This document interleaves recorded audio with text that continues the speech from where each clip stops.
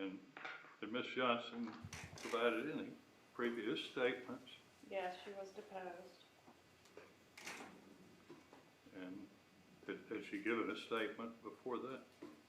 Yes, sir, to law enforcement. I beg your pardon? To law enforcement, Right. she did. Yes, So sir. there was a law enforcement statement and a prior deposition?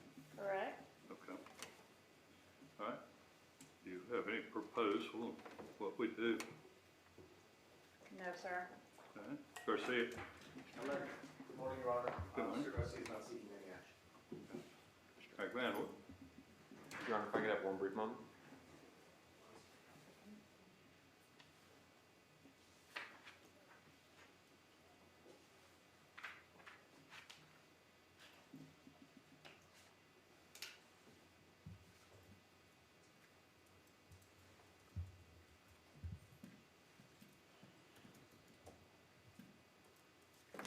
Sorry, Your Honor. 2 seconds.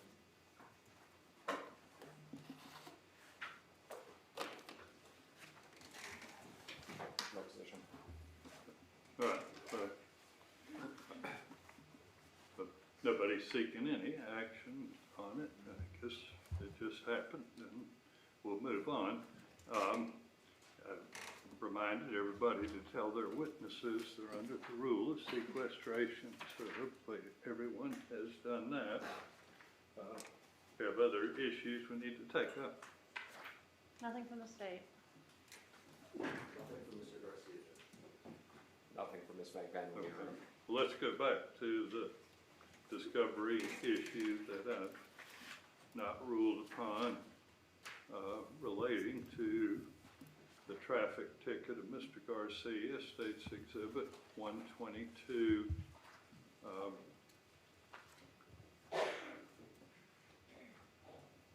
Anybody have anything new they want to say on that? Or I'm prepared to make a ruling, but if somebody has something further, I'll listen to you. Nothing further from the state.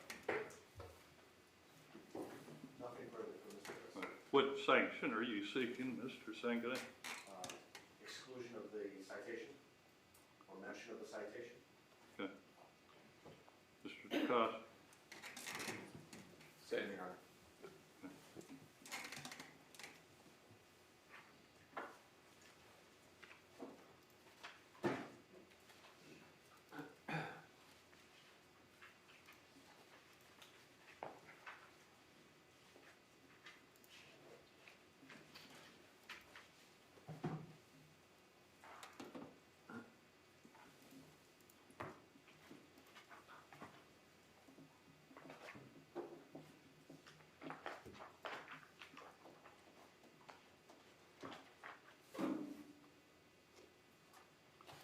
All right, I'm going to deny the request to exclude State's Exhibit 122. We've had a Richardson inquiry. I'll make my findings. The first finding is whether it was willful or inadvertent.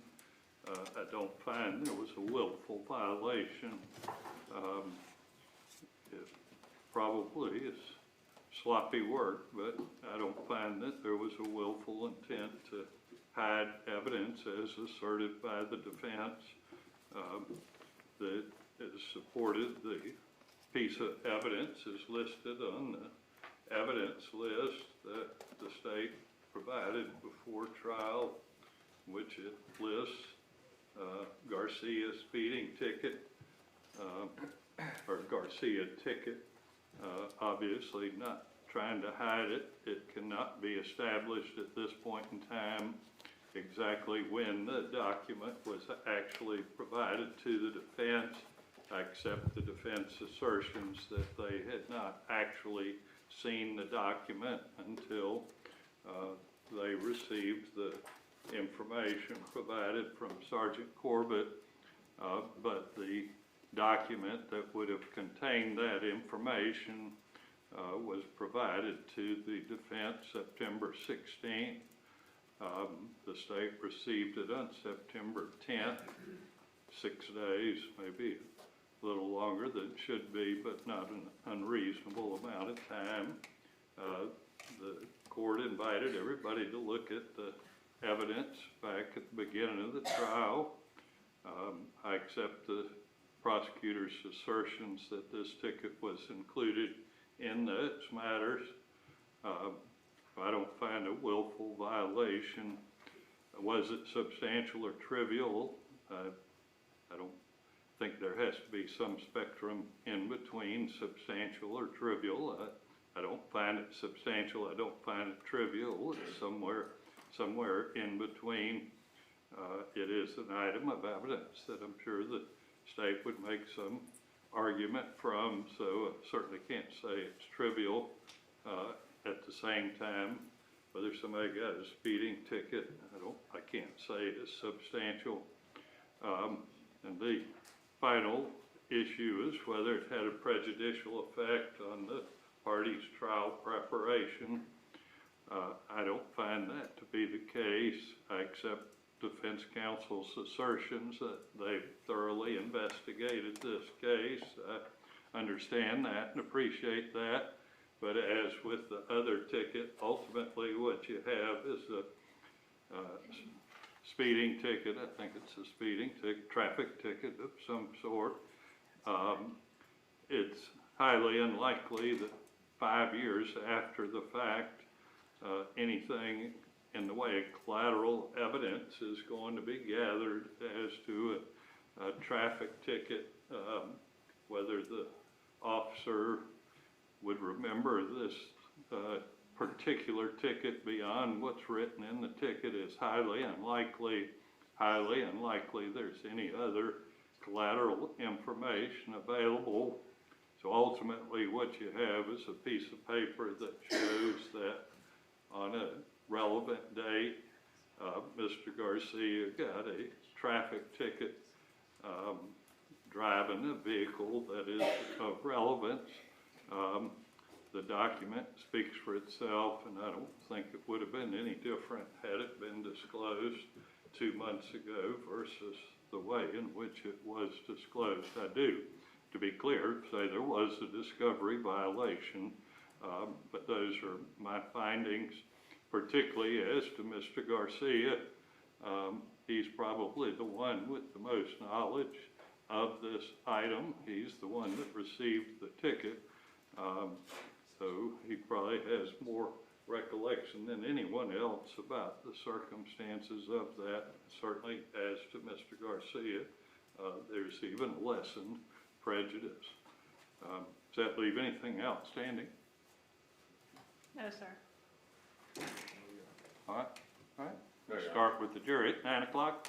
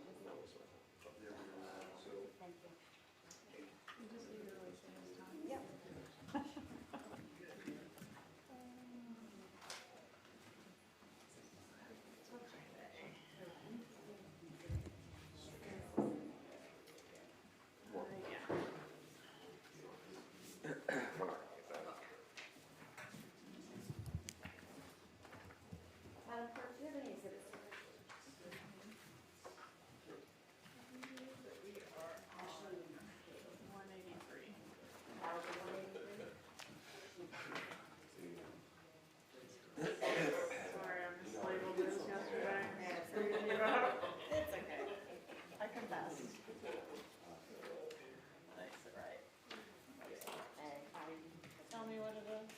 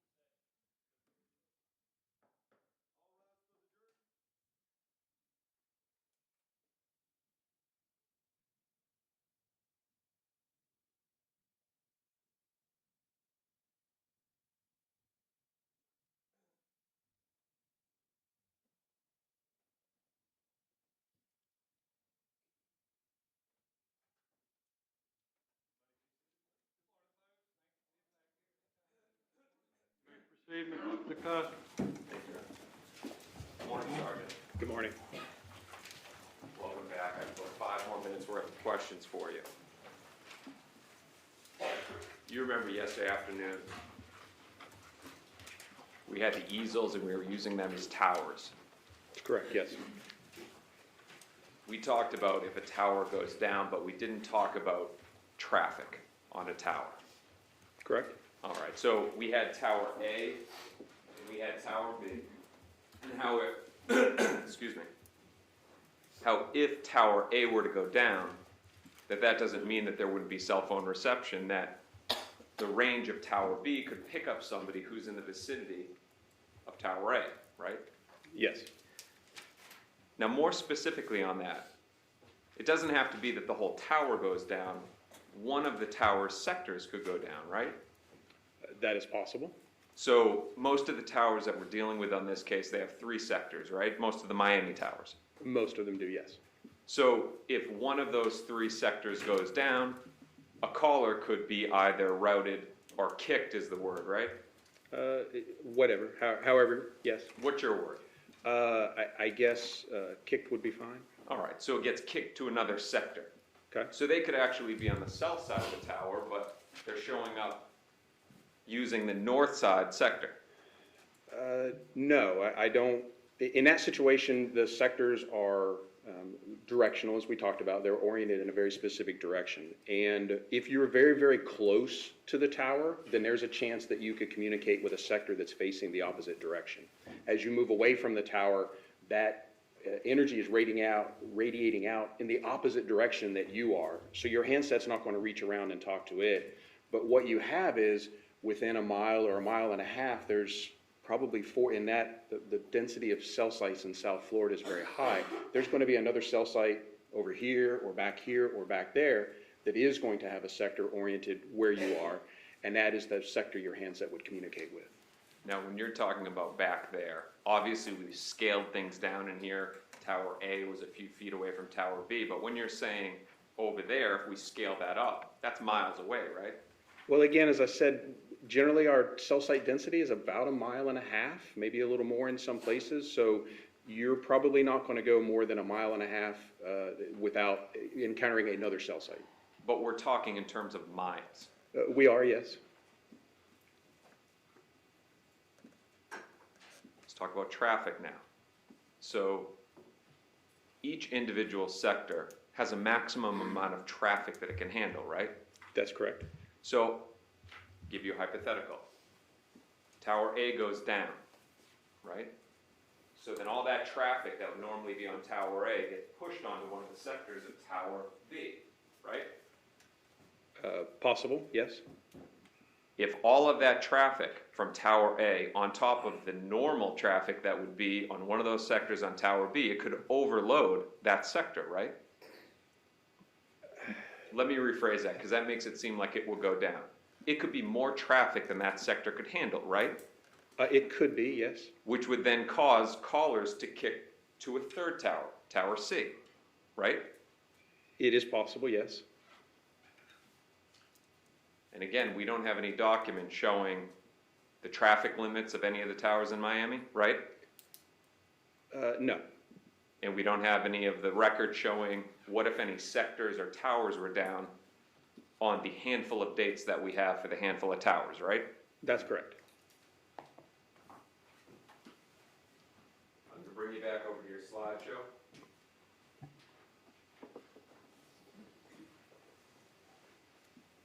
Can you see that okay? I can, yes. If you could explain to the jury again what this slide represents.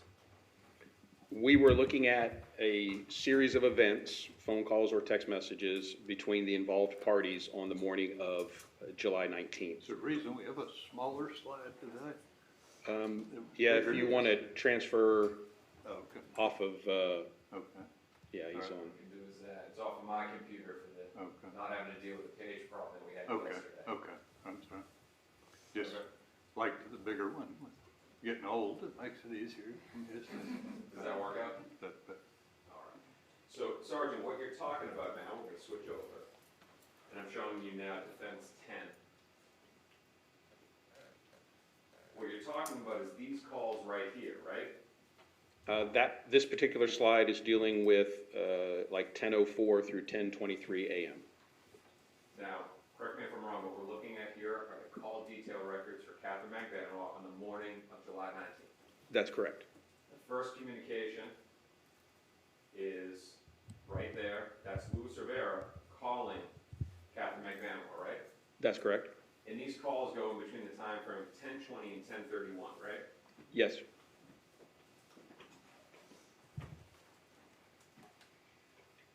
Now, going back over to your slide, what you have here are the movements of Luis Rivera plotted in blue, right? The cell sites he's communicating with are plotted in blue, yes. So, can you say what path of travel he was taking? He's over in Miami at 10:07, but somehow 3 minutes later he's down in between Miami Beach and Miami. That's just a situation that he's hitting different towers, right? That's correct. The cell sites he's communicating with does not mean he is standing at the base of that tower, obviously. The tower has a coverage area, and he is somewhere within the coverage area of that cell site. As I mentioned before, crossing the water, there's no obstructions, and that signal is much likely to, or more likely to travel further than it would if he were in town. So that could be consistent with him crossing a bridge or crossing that waterway, and his handset will be able to see a cell site that was located further south. It could also be consistent with him once the calls start traveling over here to Miami Beach, right? Yes.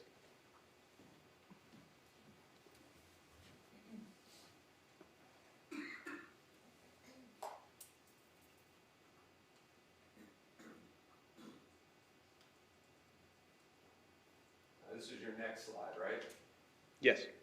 Now again, that's not Rivera's residence, that's a residence of Jessica Rodriguez, right? That's correct. Rivera's residence is over on Miami Beach. His listed address, yes.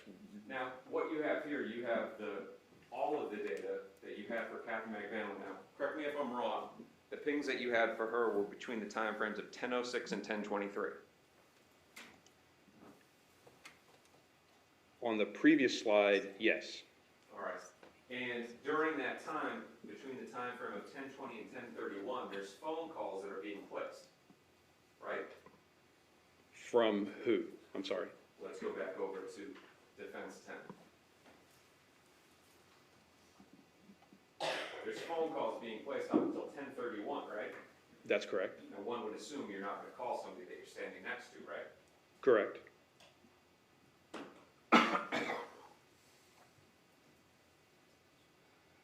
Now, just to make sure this is clear, you've put in all the data for about a half hour's worth of time on one map, right?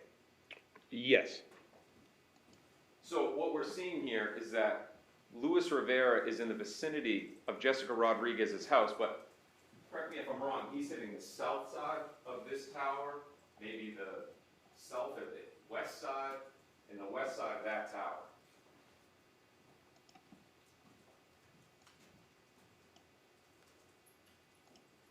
No, sir, I'm sorry, are you saying the sectors he's communicating with are inconsistent with his house? No, I'm just asking which sector he's on. He is on a sector for the 1037 event. He's on a sector that's oriented at about, let me see. I'll have to pull up a different map to tell you the exact sectors. Again, here I'm just representing the actual cell sites that he's communicating with and their proximity to the residence he was staying at. Now I'm going to go back to the other screen. Basically, we can say that he's in and around Miami Beach and Miami on the morning of July 19th, right? Yes. You can't put his exact location anywhere. No.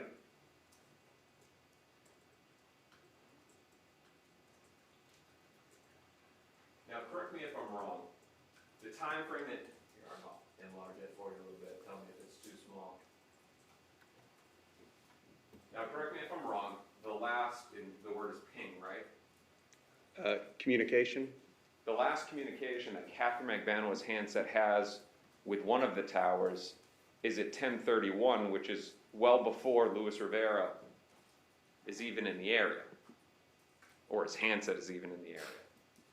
Well, he has events at 10:23, which would be more consistent with the island than being near his residence. His next event, I believe we have there, will be 10:35. So somewhere in that time frame, he begins to communicate with cell sites closer to where he was staying. Now, because there was no use of Katherine Magbanua's handset, you can't say that she's still even within that area. That's correct. Just because there isn't any stuff on her phone going on for the next, 60 minutes? I believe it's 40-some minutes. It's 11:23 is the next event. And that's something that's standard with cell phones, just they're not being used. That's correct. Right now, I'm cross-examining you, and my phone isn't being used, right? That's correct. All right, now, the error that you have, do you know what roadway that is? It's the major highway there. 95 North, right? No, that's not 95. Which one is that? I believe that's US 1. That turns into 95? I'm You not tell me, familiar. I don't know. I'm not familiar. That's, I believe, what they call Biscayne Boulevard, maybe? You'd agree with me that that's a major thoroughway in Miami? It appears to be, yes. All right. Now, it appears to be because it's on maps, you know the wider roads are usually indicative of multi-lanes, That's correct, yes. like highways. Correct. Now, in a major city like Miami, would highways have traffic? Yes.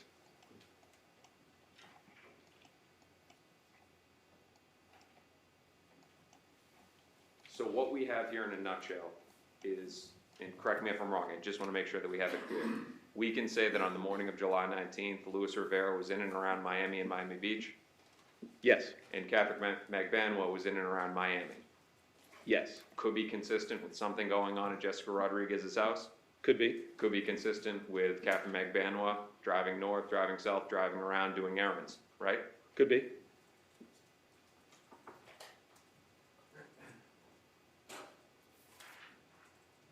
Last topic. I promised 5 minutes, so I'll speed it up. You were asked questions about Celebrite extractions. Yes. You received from Apple Charles Adelson's iCloud information. The Tallahassee Police Department did, yes. You get that raw data, you run it through the Celebrite Reader program, right? Yes, And it allows you to be able to take a look at the information that's contained in there. it does. Correct me if I'm wrong, you have over 300,000 iMessages for Charles Adelson. That sounds correct. And this covers as early as 2012 all the way up to 2016. Correct.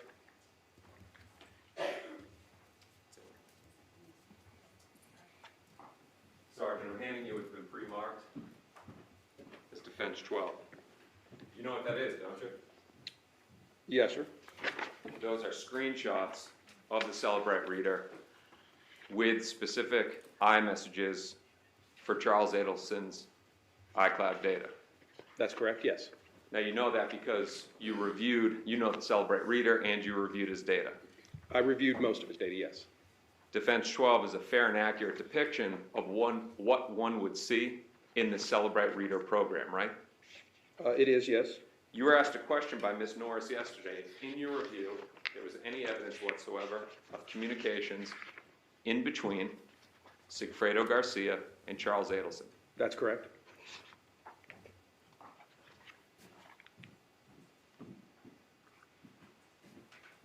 Now, at the beginning of the cross-examination, in your first cross, that ties into this, we talked about how there can be other types of electronic communications that you may not see, right? That's correct. One could make a phone call through WhatsApp, They could. make a phone call through Facebook, They could. could message through WhatsApp, They could. they could call from a phone that isn't on your radar during the investigation. That's correct.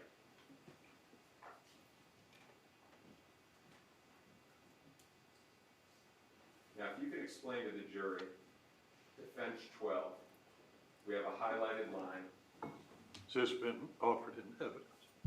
moving that evidence what's been pre-marked as Defense 12. Any further objection? No, Your Honor, no objection. Any further?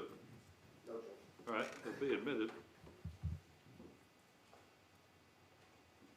Sergeant, if you can explain what we're seeing here. This is one way to look at some of the data, not as efficient, but we have basically the timeline, and so the Cellbrite will collect all of the events in the phone and assemble them into a timeline. So if a picture is taken at 9 o'clock and there's a phone call at 9:02 and a text message at 9:05, we can see those things as they occur So you chronologically. Need to move your frequent. It, Sergeant, oh, were you done? well, as opposed to just looking at all the pictures or looking at all the text messages or all the phone calls individually, we can see these in this timeline view. So you have an indication of the from phone number, which would be Ms. Magbanua's number. Well, I'm gonna ask you another question Okay. first, just before we go into that. Timeline, this over here, the 306,000, is that the amount of events that are in this celebration?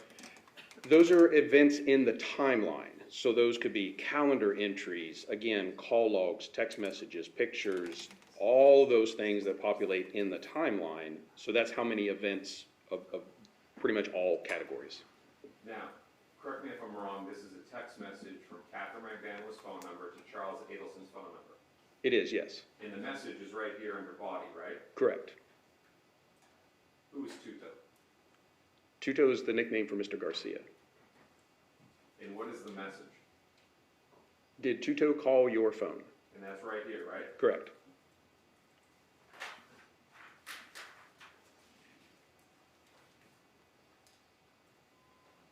Now, this is an almost immediate response from Charles Adelson to Katherine Magbanua, and what's the message back? No. Moments later, there's another message, and what is the message that Charles Adelson writes to Katherine Magbanua? Actually, he did. A few seconds later, another message, and what's that message? It's a little hard for me to read. Something to the effect of, I don't want to burn your eyes out. thank you. He invited me to go deep sea fishing. He was so nice. Now, you know, and I hate to sound so crude, you know the cell phone stuff, right? I do, yes. You're in no position to determine what is sarcasm, what is the context of a text message between other people, are you? Well, in all of the probably now hundreds of thousands to millions of communications, actual communications that I've looked at, I can tell you that I've done it a lot, if that helps draw context. Or you're in no different position than anybody else that sends and receives text messages, right? Correct.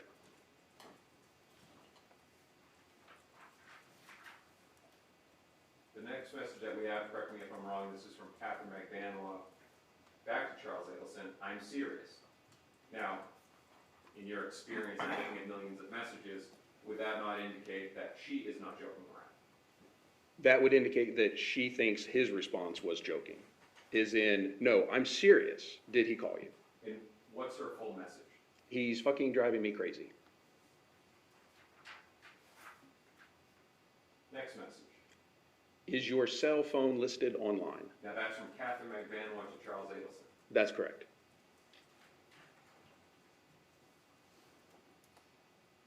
Last message.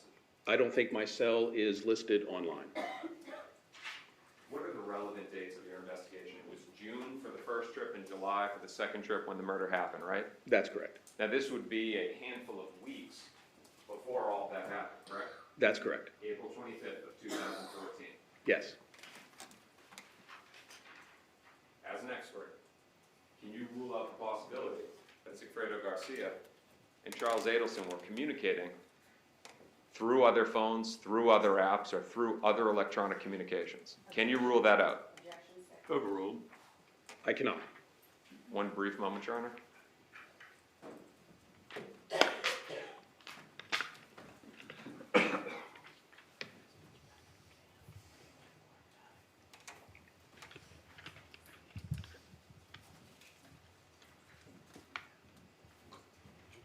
Sorry, I gotta go back to the We're gonna have to get you a new watch, Mr.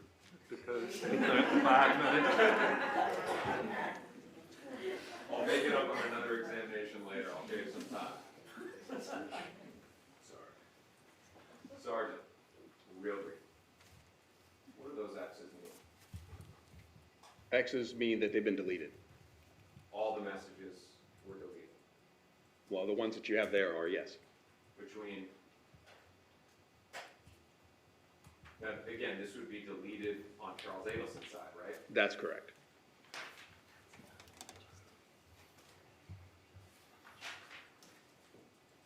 Final questions. You had evidence that Sigfredo Garcia got rid of his phone Yes. after the homicide? That's correct. Luis Rivera is, Objection, Judge, that's the classification, got rid of this phone.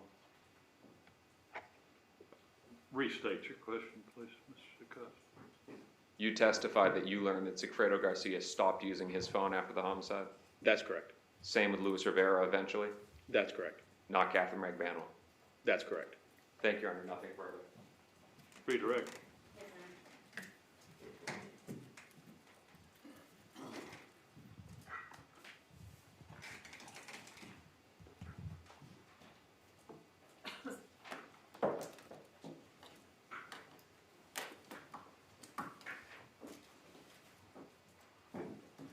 Are you prepared for this?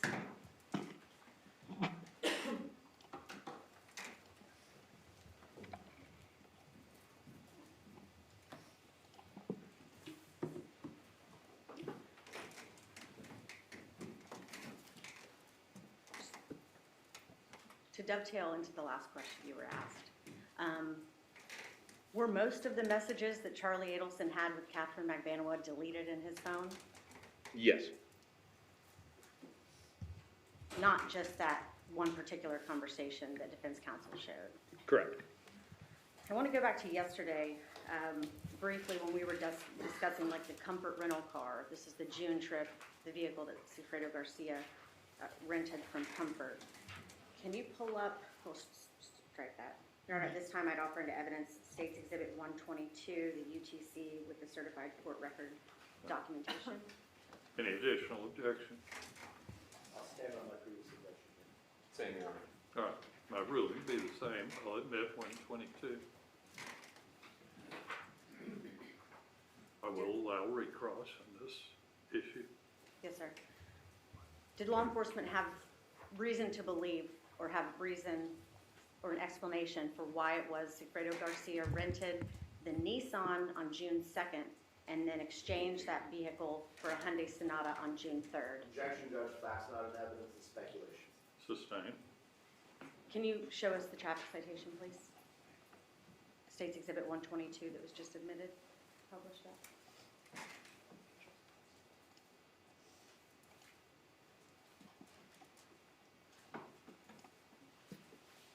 Okay. And does this slide show the detail for State's Exhibit 122, the traffic citation? It does. To whom was that issued? To Sigfredo Garcia On what date? on June 2nd of 2014, At what time? 9:48 p.m. And do you recall what time the Nissan was rented from Comfort, approximately? I believe 8:50 was the time frame, if I recall. Okay, now can you go back to the traffic citation? And is the vehicle indicated on the UTC the same make and model and color of vehicle and tag of vehicle that Mr. Garcia rented from Comfort Rental? It is, yes. Okay. And was it subsequent to this traffic citation that the vehicle was exchanged at Comfort for the Hyundai Sonata? It was, yes.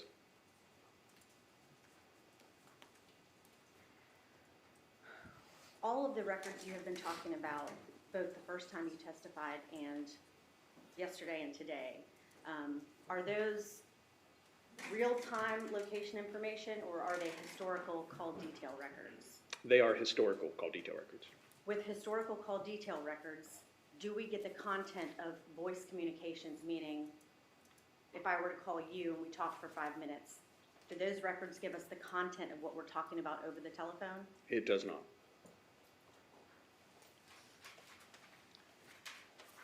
You were asked yesterday by Mr. Zanganeh about your knowledge of a federal wiretap on Mr. Rivera in 2014 Yes. related to gang activity. Did the FBI provide you with names associated with different gang members and the phone numbers associated with those individuals? They provided a number of names and phone numbers, which to my understanding, at least some of those did come from that wiretap.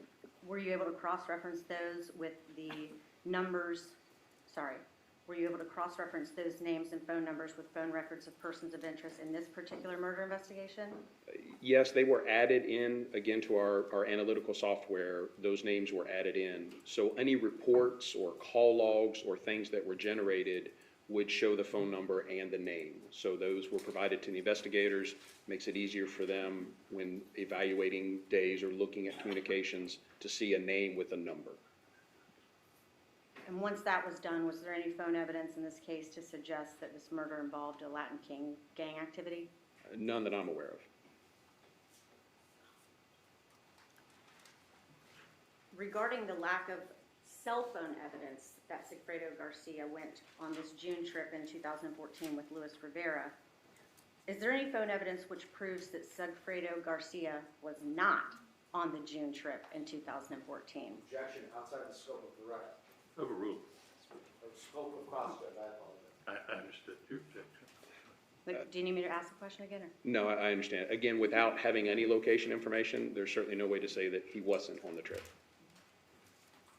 In your demonstrative visual aid where you've indicated Luis Rivera's residence on these demonstrative maps, what exact address did you use? It was, I'm sorry, I don't know off the top of my head, 135th Street. I could actually get the actual numerics if you need.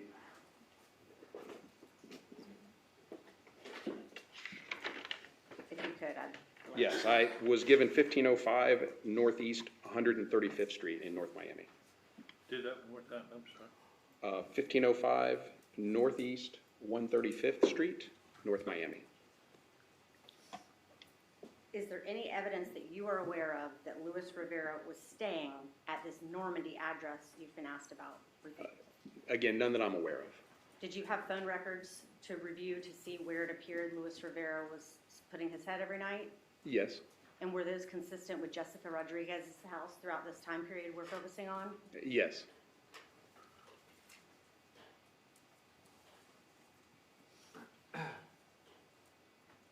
If you could pull up for me, this would be the June 2nd, 2014 map demonstrative, and it shows, this is the one showing Katherine Magbanua's handset moving from her residence to the area of the Comfort rental car.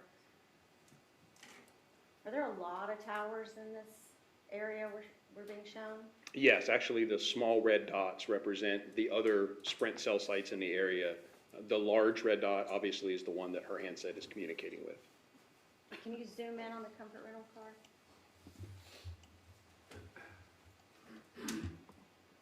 And the red dot for the 853 through 858, is that just a larger red dot indicating the exact tower that she's communicating with? That's correct, yes. And zoom in a little more for me, please. And that fat red arrow is this, I guess, if you were to think of it as a pie with the sectors, that fat red arrow is indicating she's somewhere this direction that arrow is Yes. pointing? Yes, so the particular side of the cell site she's communicating with is this one. It's oriented in this direction. And again, we talked about, we expect as a handset travels around a cell site that this sector is going to cover until this one picks up and that one, and I apologize, they're small in this particular slide. So that does put her, the coverage area of that cell site somewhere in this direction. Can you zoom back out again for me? One more time. One more time.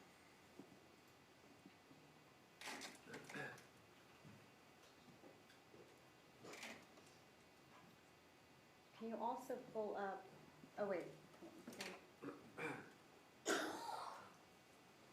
you also pull up, this is the July 17th location near Truscott Drive.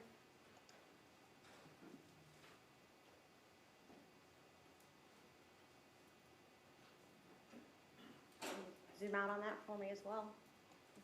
One more time. Okay. What are all these little blue things on this map? Those would be the other AT&T cell sites. Mr. Rivera's phone was an AT&T phone, so these are the AT&T cell sites.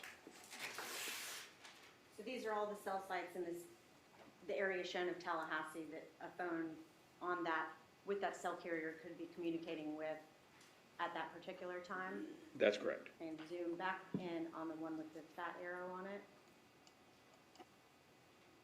So, There's two, sorry. it's okay. Okay.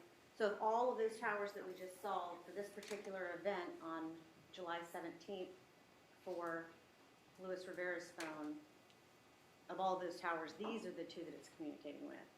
That's correct. And do the two large areas indicate that, would it be reasonable to expect the handset to be somewhere in that, the area that those big fat arrows are pointing? Yes, when we have an event that maybe toggles between two cell sites, it communicates with one, maybe possibly begins an event on one, ends on another, and when those sectors are oriented towards one another, it's reasonable to conclude that they're not beyond this cell site or beyond this cell site, they're actually somewhere in between those two cell sites. And the pictures that we've seen here of the maps showing numerous cell locations, and sometimes the language was used miles and miles and miles apart. There may be a mile, mile and a half apart at most. Well, that density changes a lot. And here within the city, they're very close together. As you get out into the rural parts of the county, they're much further apart, as you can see here. So, and that is true in South Florida as well. They're a little closer together because the population density is higher. But it's a difficult question to answer because it varies by where you're at. So if we're looking here in Tallahassee, we're a smaller town, you'd agree, than Miami. Miami would have even closer, more towers that would be even closer to one another. That's correct.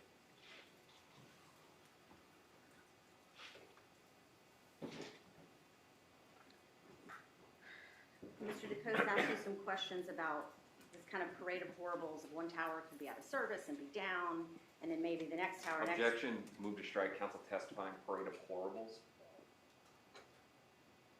Rephrase, I can please. rephrase. Morris. You were asked about a series of events that could possibly happen. For example, one tower could be down, and then the neighboring tower could also be down, and so forth. And then, in addition, one tower might have too much traffic, along with the towers being out of service, et cetera. Is there any indication that the locations and cell sites and sectors that you have told this jury about on each of these slides, is there any indication that any of those factors were at play in those situations? Again, there's no indication. What we're looking at is the cell site and the sector that the handset communicated with. So we know that one is functioning because the handset actually used it. As we continue to look at events over a period of time, and while it's not conclusive, we do see that her handset communicates with, over the course of the investigation, every one of those cell sites that we saw at some point or another her handset communicates with, which again would be another at least indicator that those cell sites are there and functional. Because if you have a record showing it's communicating with the cell Objection leading. Sustained. would you have records of a handset communicating with a tower if that tower were down? We would not. Objection speculation. Overruled. Would you have a record of a handset communicating with a tower if that tower were down under the hypotheticals you've asked? No, if the handset communicates with a tower in a sector, we know that that's functional. At least that sector is functional for that event. And are you taking into account multiple different factors when determining what tower a handset is communicating with? Well, really, that determination is very simple. That's in the records, and that is taken directly from the records provided to us by the carrier, and I simply take that information and place it on the map and show the orientation of that particular sector. And then it's a simple matter of comparing other locations that may or may not be covered by that cell site. In your experience, how common is it for a cell site or a tower to be down or inoperable? In my experience, it's uncommon. Do most of these towers or cell sites have any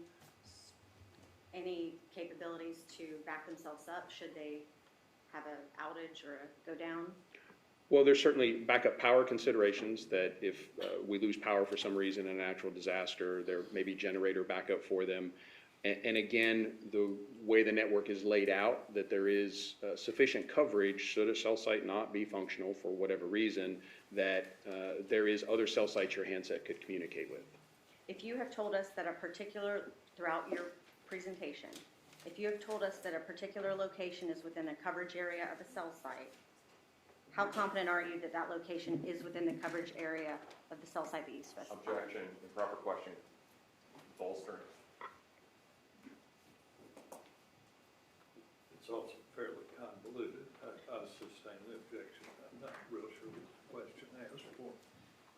I'll rephrase. For the locations you've indicated to this jury about what cell site is being communicated with, are you confident in those locations? Objection and proper bolstering. Sustained.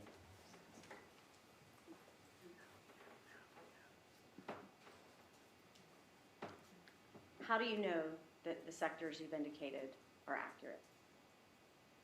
Well, again, they're taken from the carrier records.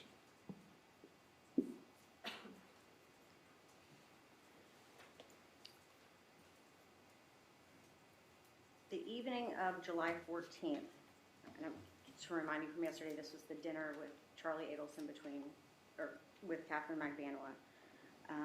There was some suggestion about Luis Rivera's driver's license location, Normandy Avenue, being near where Charlie Adelson's phone was. Do you recall that? That's correct. Based on all of the evidence that you have in this case, is it more consistent with being at Katherine Magbanua's residence than the Normandy address? Objection and proper question speculation. Overruled. And it goes to the ultimate issue of the case.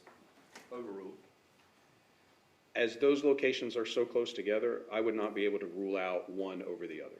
Is there any indication that Luis Rivera's handset is at that Normandy address at that location and time? I do not recall, he was actually in that area at some point in the evening, yes. Okay, prior to the later event? I don't recall the exact time, but he, again, was in that area, yes. That evening of the July 14th was, how many weeks was that You're after? looking down and talk to Ms. Norris. and I'm Sorry, Judge. I can't understand you. That July 14th evening, how many weeks was that after the June trip? Oh, geez, 6 or 7 weeks. The June trip was June 4th, 5th, so this is 14 days into July now.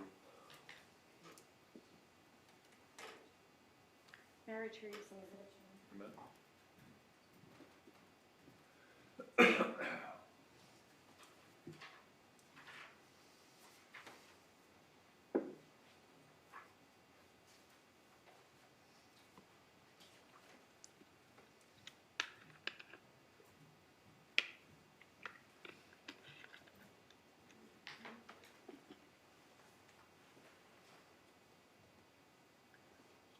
One thing I want to make sure of on Defense Exhibits 8, sorry, I have them out of order, 7, 8, 9, and 10, all of the times on these are correct, right? Well, Can you show them what you're talking about, please? Ms. Norris? so the original question asked of me was, when first evaluating these, do they accurately represent the records? And they do, absolutely. As far as the times, they are correct in the records, but we understand that sometimes the times may not be correct to our location. So for Sprint records, we know that their text messages are delivered to us in Central Time. So we make an adjustment as we look at the records to make sure that we're looking at them from our perspective. The AT&T records are provided in Coordinated Universal Time, so we have to do an adjustment for that. The records are correct, the times are accurate, we just need to know the time zone for them. Well, what time zone are these records in the Defense Exhibits? These are the records from Ms. Magbanua and Sprint. So again, the voice phone calls are in the time that her handset was, which would have been Eastern Time, and the text messages are in Central Time. So any text messages would need to be adjusted in what way? They would need to have an hour added to them.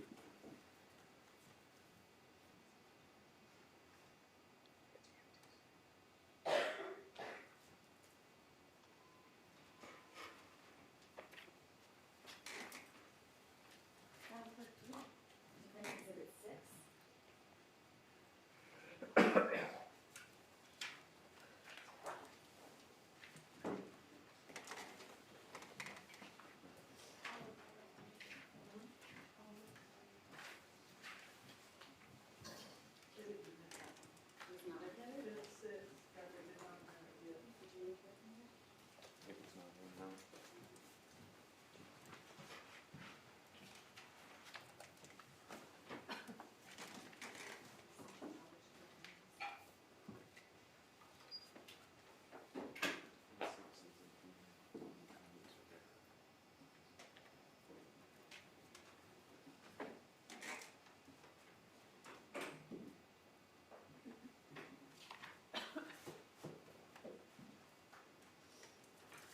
I want to show you what's in evidence as Defense Exhibit 7.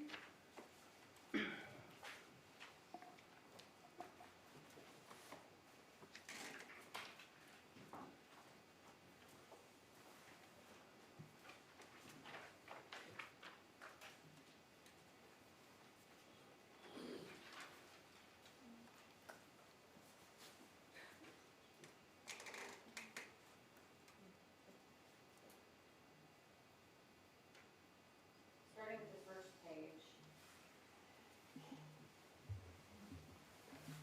You see, for example, these two purple, I know you can't read the numbers, but the two purple events here on June 4th. One is at 17:21:12, the other is at 17:21:13. And for called number, there are some codes here, like 812. What does that mean? Well, as we see the notation there of routed calls, most of the incoming calls that we see to Ms. Magbanua's handset are routed somewhere within the network somehow. So we're just seeing an indication again of routing, and there are a few reasons for that. The call did complete in that particular case. There's no indication that it went to voicemail, but there is some inter-network routing of that call. So is that two separate calls? No, it is one call. So although it appears, okay. I want to ask you the same question about page 2 of Defense Exhibit 7. For example, up here, there are two purple lines to this number ending in 6403. And it appears that, for example, this one was at 22:18:47, and then another one at 22:18:47. Are those different events? No, those again, same event, and in this case, there is indication that it was routed to voicemail for this particular call. And the last one I want to point out are these blue numbers down here that are highlighted, where we have, for example, 3 of those on June 5th have the exact same time, 13:16:07. Are those 3 separate events? They're most likely not, in this case, they're not 3 separate events. They are, again, one event showing some routing and a redirection to voicemail. In any of the summaries that I put together for this, the best way to know, we're looking at the incoming events here in her phone, and we're seeing some routing, and it could be 1 call, it could be 2 calls. The easiest thing for me to do is go back to the other person's phone records and see how many outgoing events there are. So in any of those demonstratives, I made sure to look at if we had them, the other person's phone records to see how many times they actually dialed her number, and that helped me reduce any of those extra events in the records. So would you agree with me that the raw records that you were asked to review and that were introduced into evidence yesterday, Defense Exhibit 7, 8, 9, and 10, may make it appear to a layperson's eyes that these are multiple events, but to someone with your training and experience, you know that they're only single events? That's correct, yes.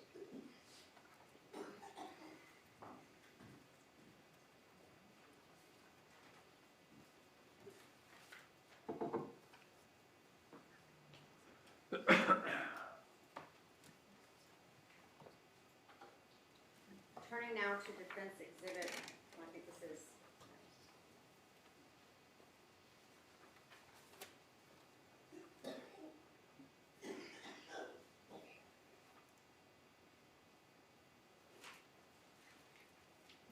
actually the same exhibit, Exhibit 7.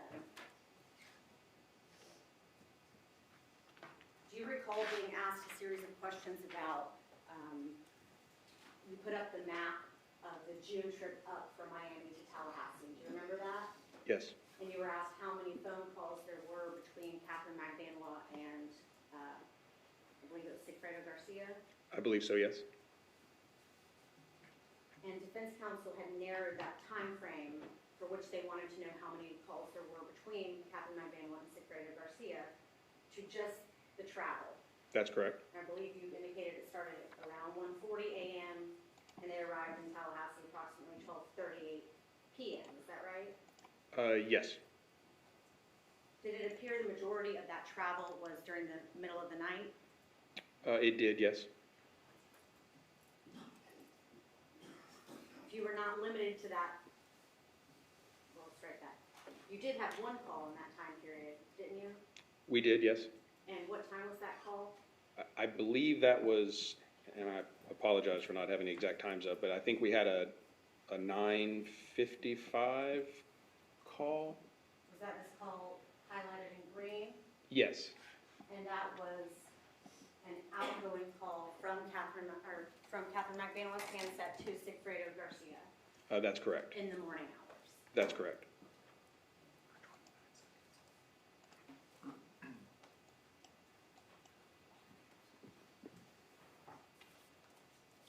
This time, Your Honor, I'd like to publish what's in evidence in State's Exhibit 181. No?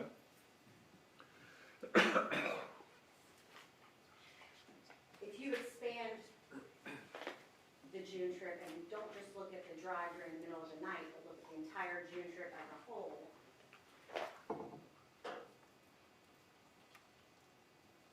is there substantial communication between Katherine Magbanua and Sigfredo Garcia? There are.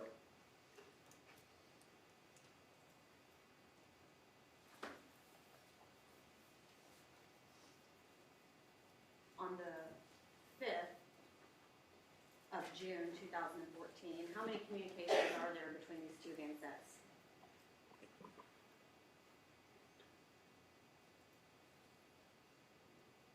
I'm sorry, counting from across the room, I'd say about 13 or 14. Would you describe that as constant communication? I would say at least regular communication.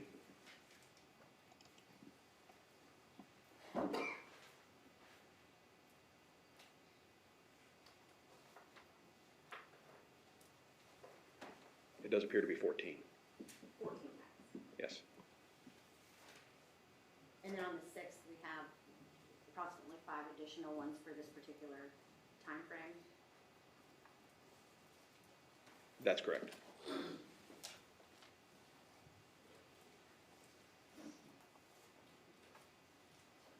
Now I want to show you what's in evidence as defense exhibit 9.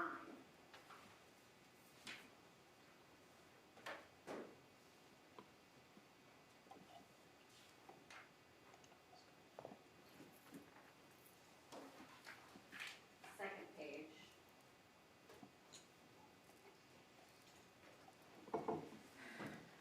Mr. DeCosta asked you if there was any call between Sigfredo Garcia and Katherine Magbanua's handsets prior to 12 p.m. on July 17th, 2014. Do you recall that? I believe so, yes. Is there any call between Sigfredo Garcia and Katherine Magbanua's handset on the 17th? Yes, there are calls between their handsets on the 17th.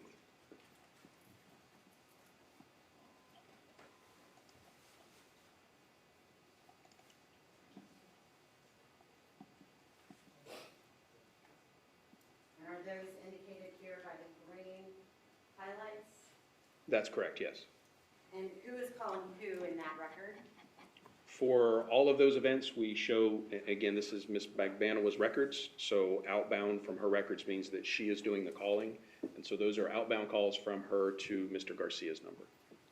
And what are the times of those two calls to Sigfredo Garcia? The first two are at 1:51 and 1:52 PM? p.m., yes, sorry.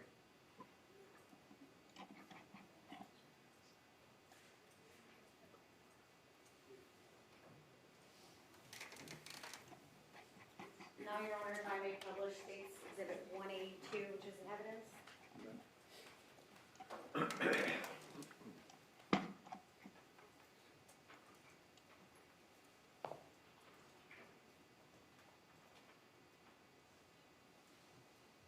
Does this exhibit show the communications between Katherine Magbanua and Sigfredo Garcia on the July trip? It does, yes. And do we see those two calls from Magbanua's handset to Garcia's handset at 1:51 and 1:52 on the day before the murder? That's correct, yes. How many other communications are there between Ms. Magbanua and Mr. Garcia's handsets on the 17th? On the 17th, Yes, sir. again, I'm sorry, trying to read across the room. I want to say 10. addition to the 151 and 152 calls? Well, no, that would include those. I think I see 11 not including them, so we'll say 9 additional. Sorry, my computer went to sleep. Sorry, 1 second.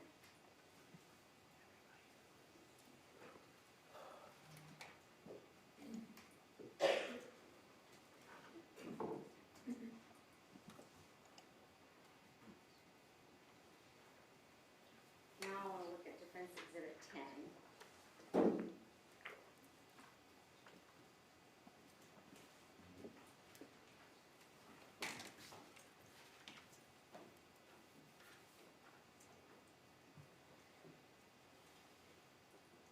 And are these the calls from Saturday morning, July 19th? That's correct, yes. Do these records indicate that Mr. Rivera called Katherine Magbanua, not the other way around? That's correct, yes. But they clearly communicated, would you agree with that? They did, yes. Prior to that phone call, Mr. Rivera and Ms. Magbanua's handsets had never communicated?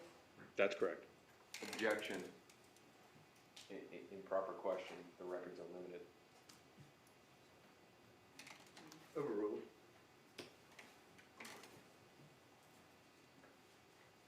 I also want to show you now State's Exhibit 97.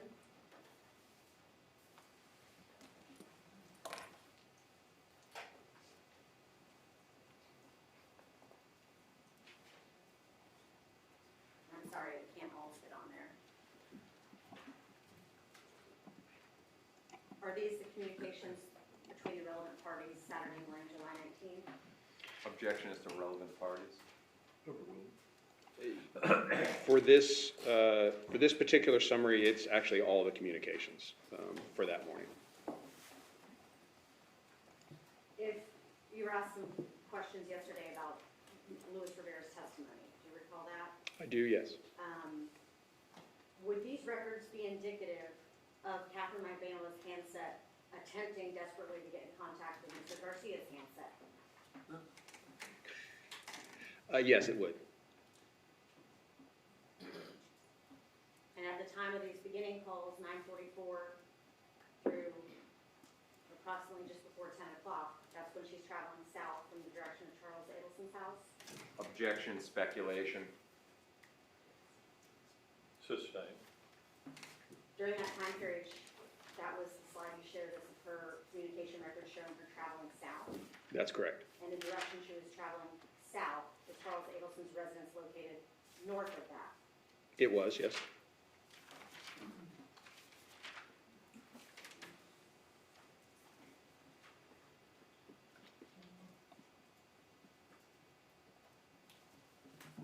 After the beginning communications are Luis Rivera, Sigfredo, start that, not Sigfredo Garcia, but aren't Luis Rivera and Katherine Magbanua's handsets consistent with being near the area of Luis Rivera's house?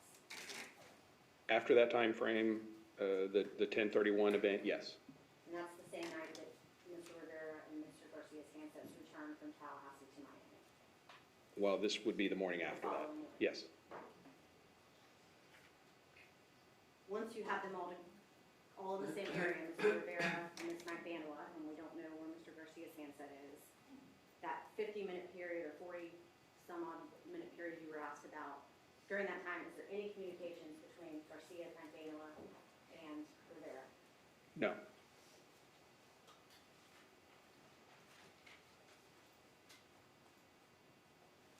Can you pull up Saturday, July 19th, the slide? It is showing Ms. Magbanua's, oh, I need to switch you.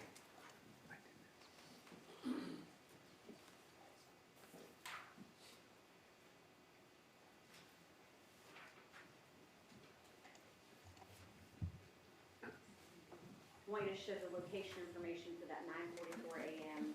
beginning series of calls.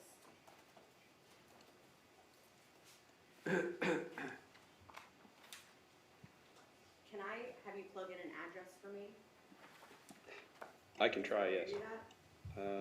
Not in the way I am right now, but we can probably get to that. If you want to mute me for just 1 second.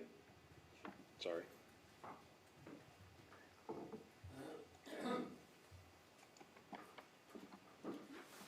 And I'm sorry, what would be the address? I want you to look up 10735 Northeast 9th Avenue. Is that Biscayne Park? Yes.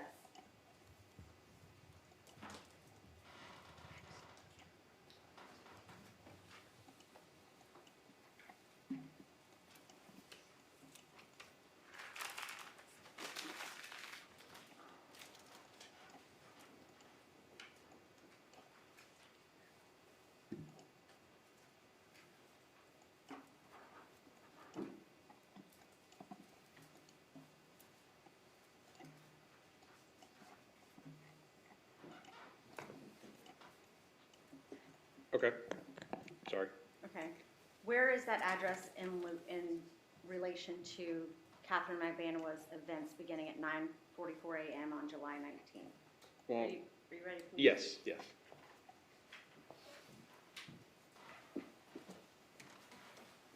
And I apologize, from this particular map, I can't make a note on there right now, but this is the Northeast 9th Avenue, that the address that I was asked about. That particular numeric would appear to be near this intersection here. So as we come out a little bit, I'll leave my arrow on where that address is. We can see it's not that terribly far from where her handset's communicating for those events. Okay. Can you zoom out again? To show me the 9:44 a.m. events? Okay. So I wish I had a laser pointer for it. I do. May I use that, Your Honor? Sorry.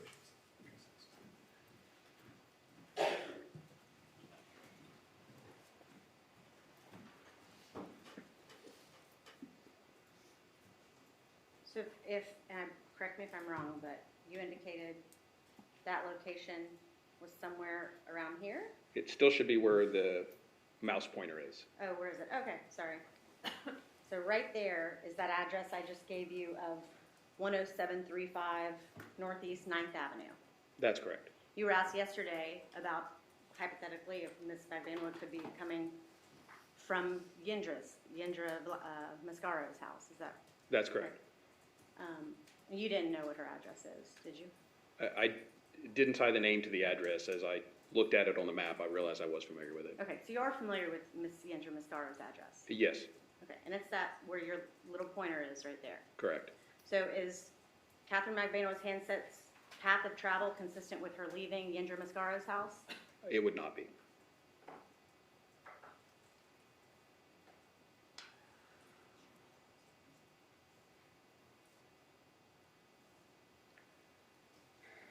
Yesterday, you were asked some questions, for example, by defense counsel about the Comfort rental car location. Back in June, when Magbanua's handset travels from her residence to the Comfort rental location back to her residence. You were asked whether that could be indicative of her dropping someone off at the airport. Do you recall that? I do. Do you also recall being asked some questions about the July 19th time period from 10 to 10:30 a.m.? And Mr. DeCoste pointed out some houses and said she could have been at this house, she could have been at this house, etc. Correct. Is it also, going back to the Comfort rental location, consistent with Ms. Magbanua's handset going to Comfort to rent a car and then returning to her residence? It is also consistent with that, yes.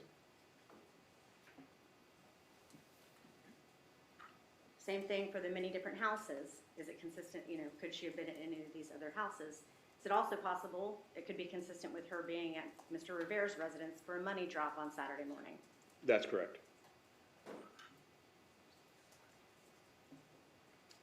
Another question you were asked dealt with each particular set of data that we went through from June through July. And you were asked, you have no information that ties her to a murder. Do you recall that question? Yes. When you're doing your cell phone analysis in a case like this, are you looking at each particular event in isolation? No, certainly not. Are you looking at all of the events combined to determine, what type of activity is going on? Yes, we try to look at as much as we have to either add context or meaning or to give us some indication of what may be occurring. And obviously, in this case, it was a voluminous amount of information, but we tried to look at as much as we could. For Saturday, July 19th, that morning, are there any phone records for Luis Rivera that could be consistent with the barber shop that's right next to his house that he goes to? Yes.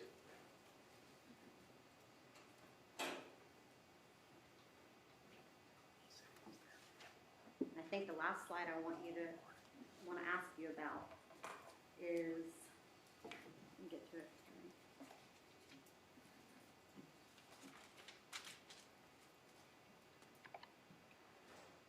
This is the one from July 19th showing Luis Rivera's handset.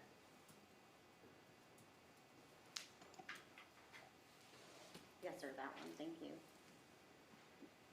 Here we have several locations. Magbanua's residence and the yellow flag, then Ms. Carmona Garcia residence with another yellow flag, and then Mr. Rivera's residence. Do the phone records support, or would the phone records be consistent with Rivera's handset traveling from the area of his residence, including that potential barber shop, to Stephanie Carmona's house, and then returning to the Rivera residence? They would be consistent with that, yes.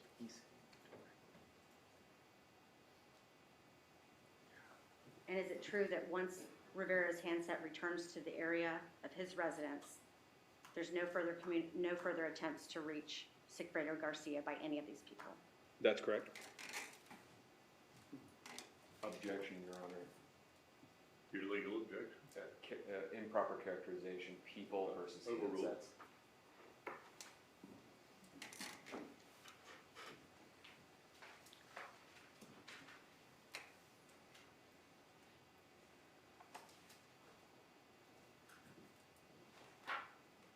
You were asked some questions yesterday about Luis Rivera's old phone number. It was a 305 number.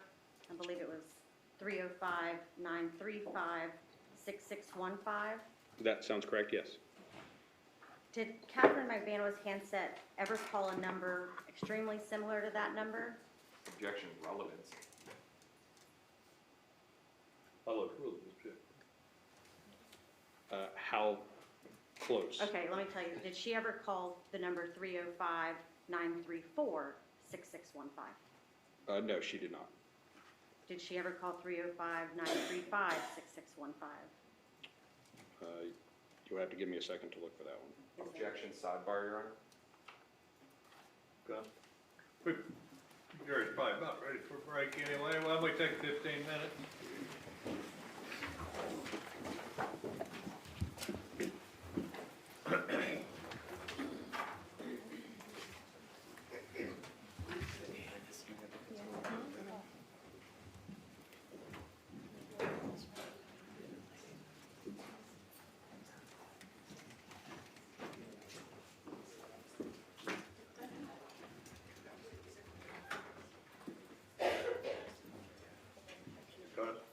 Yes, Your Honor. Can I use the overhead to make the objection? You bet. Luis Rivera testified that his phone number was 305. Everybody either sit, have a seat, or step out. We've got some business to conduct. Luis Rivera testified that his phone number was 305-934-6615. What shows up in the phone records is a phone number that is different than the phone number that actually belonged in. The phone number that shows up in the records, and the sergeant here can tell us, is 934-6615. Do that again. The phone number that Luis Rivera testified about that was his is 305-934-6615. And that's a number that shows up in Katherine Magbanua's call records. What we have is we have a subpoena from Sherry Bennett to Apple.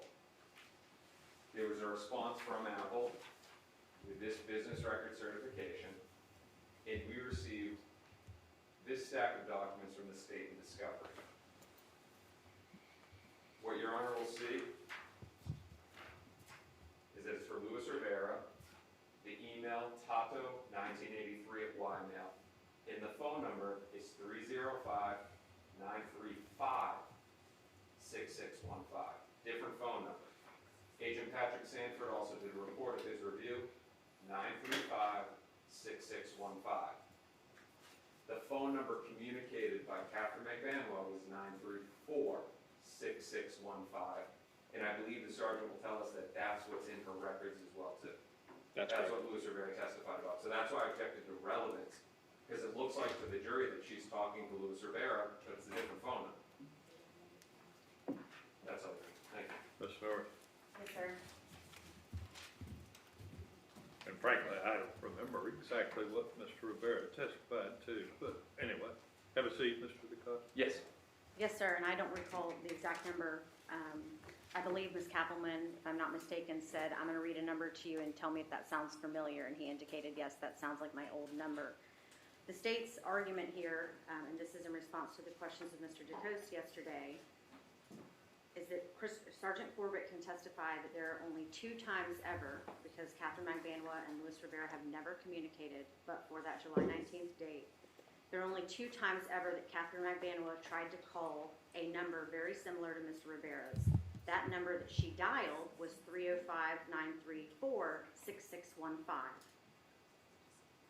The 2 times that she attempted that number, only 1 digit off from Mr. Rivera's previous phone number, was on June 5th, the day before the first attempted murder, and on June 17th, the day before the actual murder. No other time did she ever attempt to call that particular phone number. I think that is significant because our June 5th and when? June 5th, 2014 and July 17, 2014. And I think the coincidence of attempting to call a number only 1 digit off from Mr. Rivera's old number, then her late... Well, what do you think his old number is? I don't recall his exact testimony, but I know it was 305-93-something, 6615. Maybe they're saying we have records for a number. Do we have records for a phone number for Rivera? I can hand them up to Your Honor. That's not, I think he's asking for you're talking about call detail records for that phone number? Right. That would be a question for Sergeant Corbett, Your Honor, I don't know. I don't believe so. I don't believe so either. I beg your pardon? I don't believe we do, sir. I'm looking right now. And you're waving something at us, Mr. DeCoste. What are the records you're waving at? The same things that I presented, Your Honor, I can show them the. But what are they? That's my question. So, this is the warrant that was sent to Apple by the Tallahassee Police Department. Apple responded first with a business record certification, and also now it was different. It prints out different than the spreadsheet, but this is the response from Apple. It's a 16-page document that has the email address for Louis Rivera, the phone number that belonged to him, and then I have a 302 from Patrick Sanford that talks about his review of it, that the phone number belonging to Louis Rivera was a 935 number. Apple doesn't give phone records, so what records are these that you're saying came from Apple? Subscriber information. Apple doesn't run a phone service. What are the records supposed to be? So this is going to show that Louis Rivera hadn't walked around through it. I understand what you're showing me, but it's records of what? It's not a phone record. Apple doesn't keep phone records. What is it a record of? User information. This is all the data that Apple had to give back to the Tallahassee Police Department pursuant to the warrant that was sent to them. For the 935 number. Correct, Your Honor. Is that what they were seeking? Well, actually, let me clarify that, Your Honor. In the warrant, it was all information for this email address, not for a specific phone number. So they were trying to find anything that. Yeah, well, that's why I'm confused. Apple doesn't keep phone records. So you're saying that for that email address, that's the subscriber number that was given? what I think, so this has Apple iCloud account.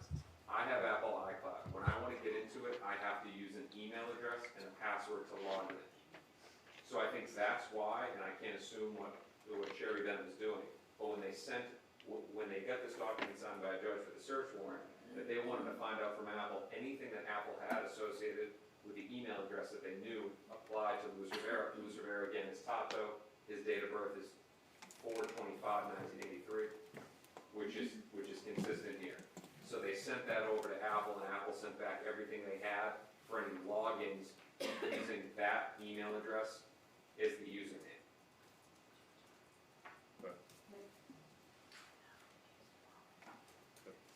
Mr. Norris?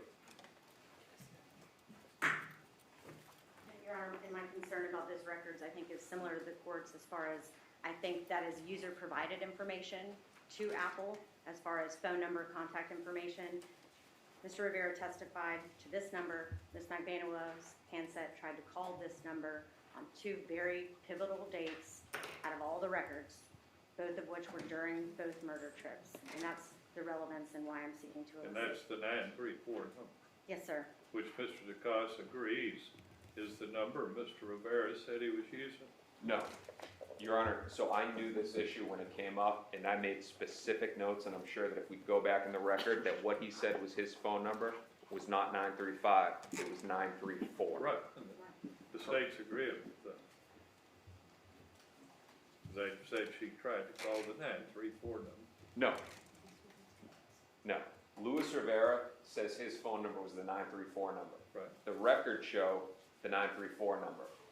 The number that belongs, and I think it's improper for us to assume what's entered in user information. The records from Apple show that Luis Rivera's phone number was 935. That's not his phone records, that's a subscriber information in Apple. But do you have calls to a 934 number? I have 3 attempted calls. What's that? I have 3 attempted calls. You seem to be supporting the state's argument that this is relevant, Mr. DeCoste. If that was Rivera's testimony, that his number is 305-934-6615, then calls by Ms. Magbanua to that number are relevant. No, Your Honor. Well, That's not what you his- said. That's not his number, though. Well, that's what you contend. You're not a witness. No, that's He what I, testified that it was 934-6615, according to you. correct. And that's what the records show. At no point did the state attorney's office of the Tallahassee Police Department try to get records for that phone. They did, however, try to get records for anything tying to the email address known for Luis Rivera and the information that was provided back. Now, it would be a gross assumption to say that this number was just entered in incorrectly. The number associated with Luis Rivera for Apple is a different phone. You're not making any sense. The testimony from Mr. Rivera is that his number is 934. We have phone calls from Ms. Magbanua to that number, so it's relevant. I would hope that the court would allow us then to enter in the state's evidence that shows that the phone number that he actually had was a different phone number. Well, you contend that's what it shows. That doesn't convince me that that's accurate. Your Honor, the only thing that I'd add is that for Agent Patrick Sanford that wrote a 302 with the phone number 305, it convinced him.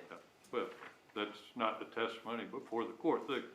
The objection at this point is relevance objection. Overruled the irrelevance objection. Don't take 5 minutes. Your Honor, we gave you 10 minutes.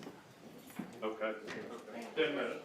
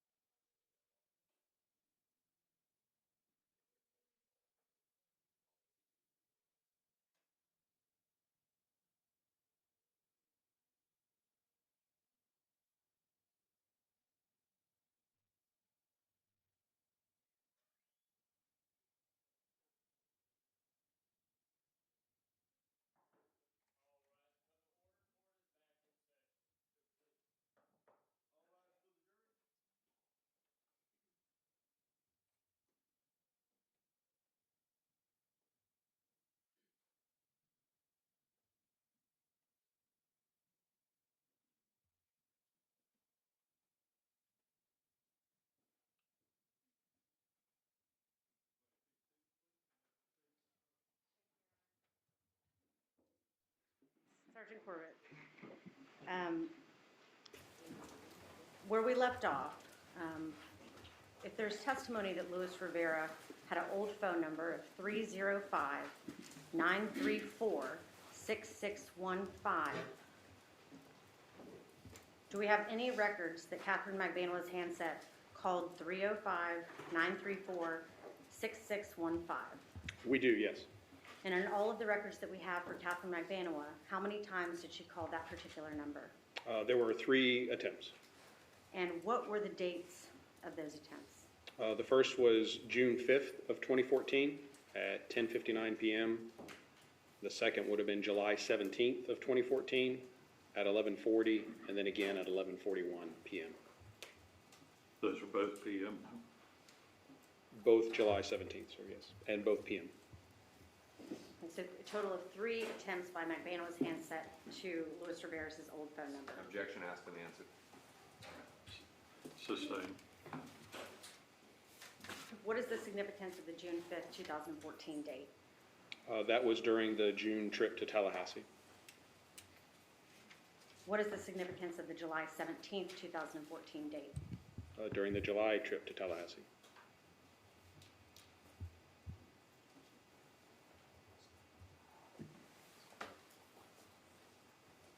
What is the next time strike that, let me ask you. Any of those 3 calls that Ms. Magbanua made to the 305 number? Objection, Ms. Magbanua versus handset. I'll clarify. Of those 3 times that Katherine Magbanua's handset attempted to call the 305 number, first on June 5th, and then again twice on July 17th, did any of those calls connect? They do not appear to. They're extremely short duration, 14 seconds, 10 seconds, and 8 seconds.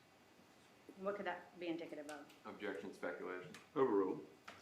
Again, the person not answering, phone being out of service, or just changing your mind and hanging up. A number of reasons. After those attempts, what would be the next communication or attempted communication between Katherine Magbanua's handset and Luis Rivera's handset?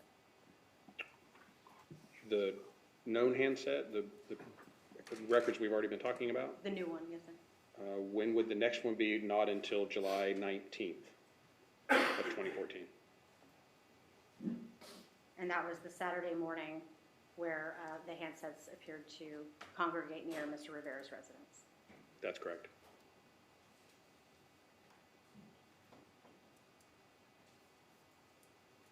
And am I correct that that communication between Magbanua's handset and Luis Rivera's handset occurred after Magbanua's handset reached out to Anthony Ortiz? That's correct.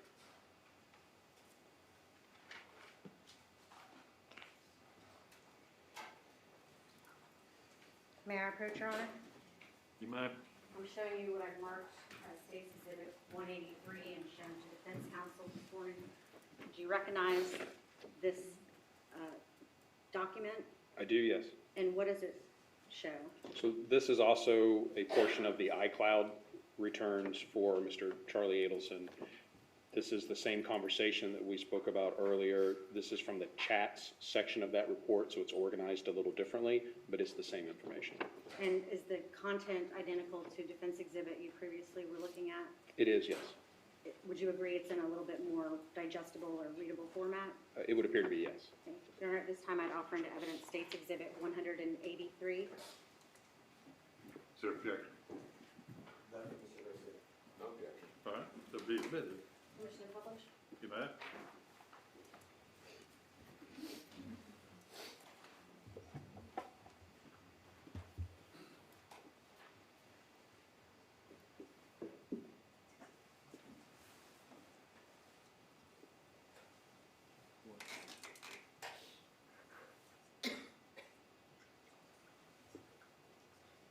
Are these messages in order chronologically from top to bottom?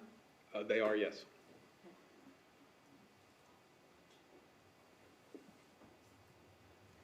Are you familiar with the expression about taking someone deep sea fishing? Yes. And what does that mean to you? Well, I think an allusion to taking someone deep sea fishing or swimming. Objection, invading the province of the jury. Your Honor, Improper sending. may I be heard? It's speculation. That's Have a it. seat. You were asked if you believed, when I was questioning you yesterday, that there was any evidence to support communication between Charlie Adelson and Sigfredo Garcia. That's Is that correct. right?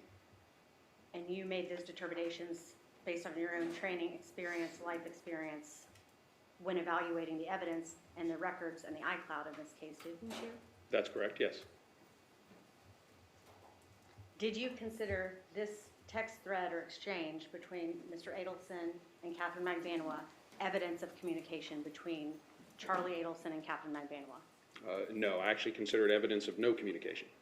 And why is it that you do not consider this evidence of any communication between Mr. Adelson and Mr. Garcia? Well, I believe in reading the context or reading the messages here. Objection, Overruled. speculation. You may continue. The question is asked, did he call your phone? And there's a response, no.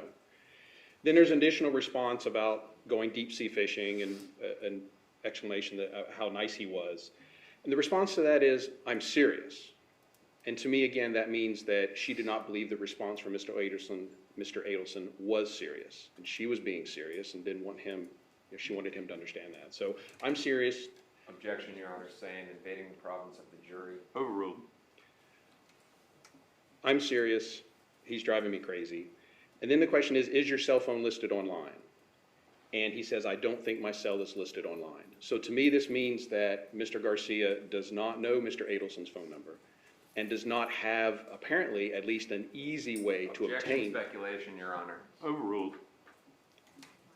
obtain that phone number. In addition to the chats being backed up in the call log, or in the iCloud, we also have the call logs. We have other records of communication that may be in there. And a search for Mr. Garcia's phone number returned nothing. There was no indication that there was in fact a phone call in this time frame. So again, I do not consider that evidence of communication. Based on your familiarity with this case and the evidence in this case, are you aware of any means that Mr. Garcia would have to actually take Mr. Adelson deep sea fishing? None that I'm aware of.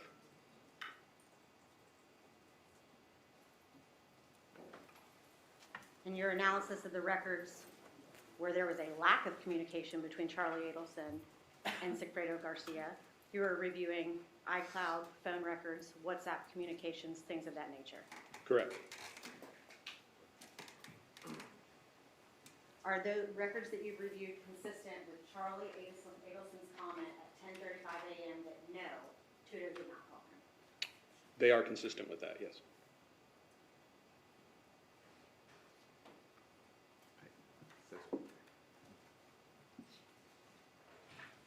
I have 1 moment, Your Honor. You may.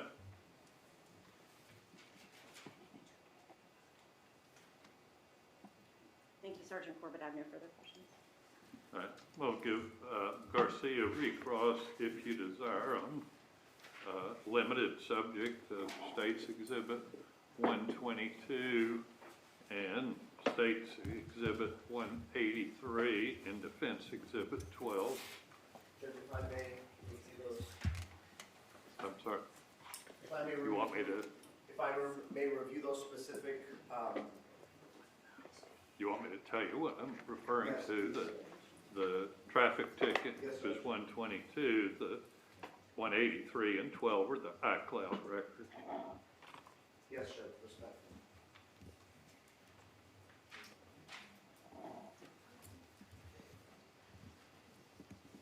Good morning again, Sergeant. So the traffic ticket that the government showed you this morning was a traffic ticket that my client obtained in a Nissan Sentra, correct?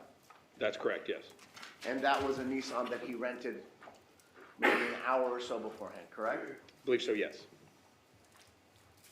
And that shows that he was driving that car, right? It would indicate that, yes. Okay. And that's because a police officer pulled him over, took his identification, confirmed his identification, and drafted a citation, correct? Yes. You'll also agree with me that 36 hours later, Luis Rivera received a citation as well, correct? He did, yes. And he was driving another vehicle, correct? Correct. That was rented for him, correct? Well, Let me rephrase it. That was rented, but the evidence that we have shows that Luis Rivera was driving, correct? that's correct. And that evidence is the citation he received, correct? Yes, As well as the cell data that you have with regards to the phone related to Luis Rivera, correct? that's correct. Now, the government showed you the government showed you evidence with regards to Charlie Adelson's iCloud, correct? Correct. And iCloud evidence only comes from someone that has an account with Apple, correct? Yes, Okay. So if you have an iPhone or an iPad or a limited variety of communication devices, you will be able to have an iCloud account, correct? you would, yes. Did Luis Rivera have an iCloud account? Not that I'm aware of. Did Luis Rivera have an iPhone? He did. Now, to your knowledge, did Sigfredo Garcia have an iCloud account? To my knowledge, no. And that's because he did not have an iPhone, correct? For the handsets that I looked at, they were not iPhones, correct? But I'm sorry, just want to make sure. So the handsets that were associated with my client, they were not iPhones, correct? The ones that I've spoken about, no, they were not. And the ones that you're speaking about are the ones that are related to this investigation, correct? Correct. Okay. You'll agree with me that so Luis Rivera has an iPhone, right? He did at one point, yes? And at that point, we're talking about the time frame of this investigation, is that correct? Yes, And Charlie Adelson had an iPhone, correct? he did. Now, let me ask you this question. Are you familiar with FaceTime audio calls? Yes, If there is a FaceTime audio call, is that memorialized in the iCloud? it would not be. So if Luis Rivera did a FaceTime audio call to Charlie Adelson, there'd be no record of that, correct? Let me say, I don't believe that that would be recorded. We did not see that, and I'm not sure sitting here exactly when the FaceTime audio calls came in. We're talking about 2014, and I don't know exactly when that service was started. So just so I have that clear. Or is there a way to capture on an iCloud FaceTime audio calls between iPhone users? You're talking about the substance of them. Is that what you're asking him, Mr. No, Singer? just the fact that a call was made on FaceTime audio. I'm not certain if the FaceTime call would be captured as a call, as a potential call log, because it does populate in a number of devices as a phone call, even though it was conducted over FaceTime. And if it did that, then it would be captured in the cloud. Did you see a FaceTime audio call? Well, what about FaceTime video calls? Do they show up on call detail reports? No, they do not. What about FaceTime audio calls? They do not. What about WhatsApp? In call detail records, no, they do not. What about Telegram messages? No, Skypes? no, Signals? no. And these are all communications that could be made between iPhone users like Luis Rivera and Charlie Adelson, correct? Correct. I believe they've opened the door with regards to the iCloud. Your All Honor. right, let's keep it to the iCloud records. Counsel for Ms. Magbanua showed corresponding communication between Ms. Magbanua and Mr. Adelson with regards to my client calling Mr. Adelson, correct? Correct. Pretty short back and forth, right? It was, yes. And in essence, the content of it was whether or not my client had reached out to Charlie Adelson, correct? Correct. And you indicated when you were speaking with the government that there's no independent evidence with regards to the numbers associated with Sigfredo Garcia and Charlie Adelson that any communication took place, correct? That's correct. You'll agree with me that the contents of this conversation, it appeared that Ms. Magbanua was concerned that my client, Mr. Garcia, was going to reach out to Mr. Adelson, correct? It did, yes. And you'll also agree with me that it appeared that there was back and forth between Ms. Magbanua and Mr. Adelson, Mr. Charlie Adelson, as to whether or not someone could find his number on the internet, correct? Correct. And this occurred April 25th I believe so, yes. of 2014, correct? Yes. When was the call that Sigfredo Garcia made to Harvey Adelson? July 1st. Do you know if Harvey Adelson's phone number? Dr. Harvey I Adelson? think we're getting beyond the scope of what I've allowed you to recross on Mr. This will Sanganet. be my last question, Your Honor. All right.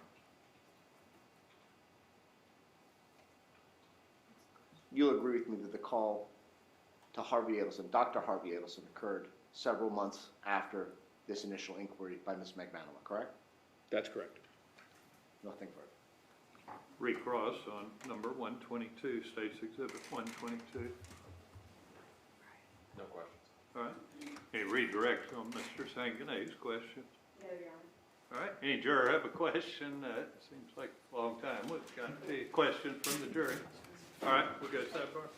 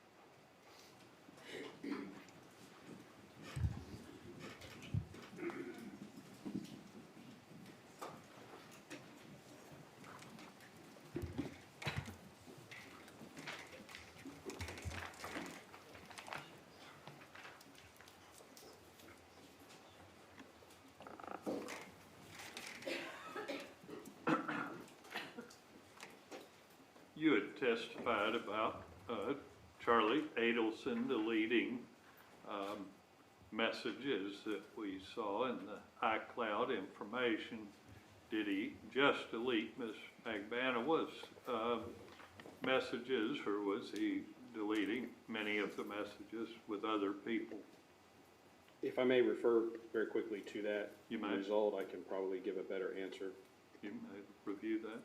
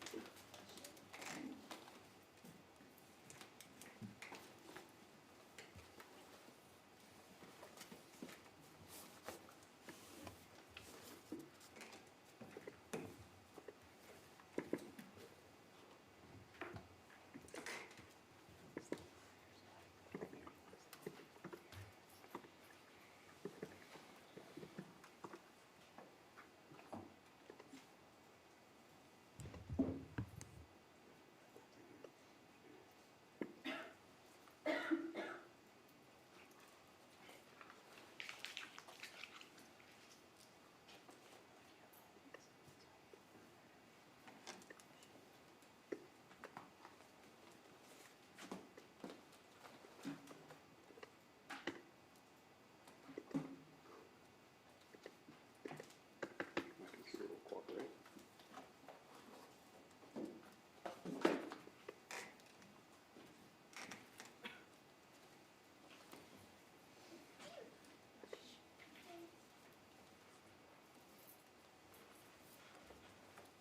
Obviously, there are a number of events in the iCloud, tens of thousands here, so I can filter down to just what has been deleted, and my computer's tried to catch up here, but I see a number of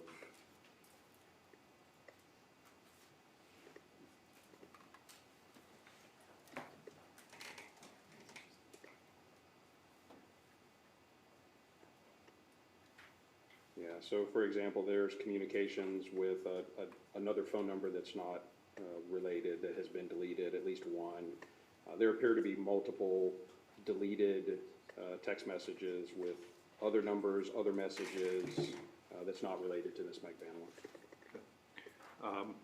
There was discussion about a phone for Anthony Ortiz. You familiar with who Yes. I'm referring to? Yes, sir, I am. Did you attempt to plot his phone location for the morning of July 19, 2014? The investigators did not obtain records for that phone number, so I did not have anything to plot for that morning. His activity that we saw is from the records that we did have of Ms. Magbanua and Mr. Rivera, Mr. Garcia.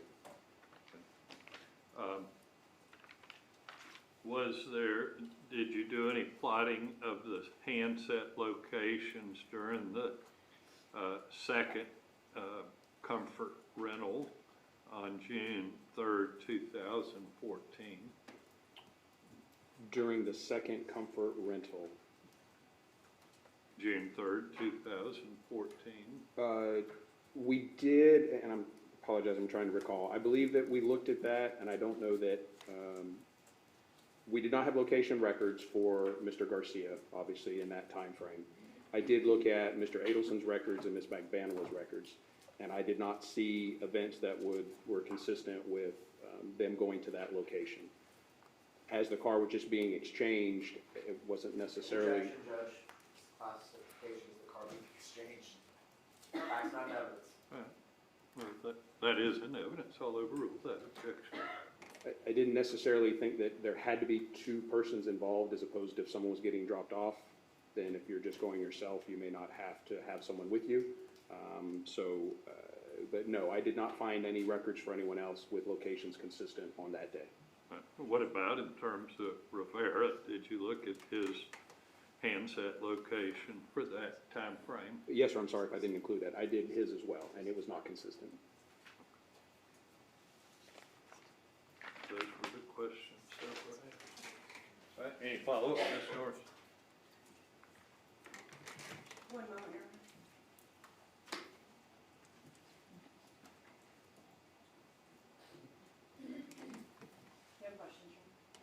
Garcia. Magbanua. Just 5 minutes worth. No questions, Your Honor. No questions. Right. You can step down, Sergeant. Call your next witness, please. The state calls Mary Hall.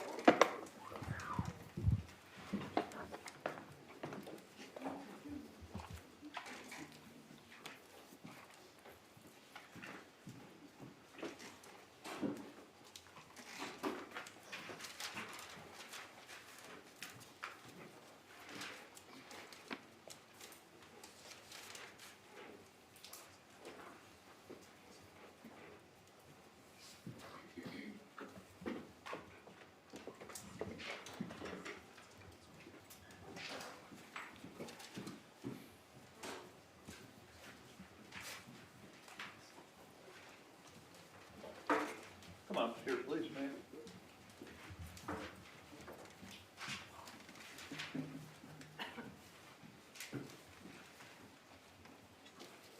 You would face the clerk and raise your right hand to be sworn, please. You swear affirm testimony about giving this case to be true, whole truth, and nothing but true self go. Have a seat. Slide up the microphone, please, ma'am.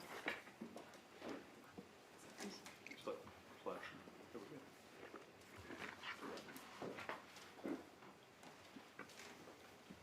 May I proceed?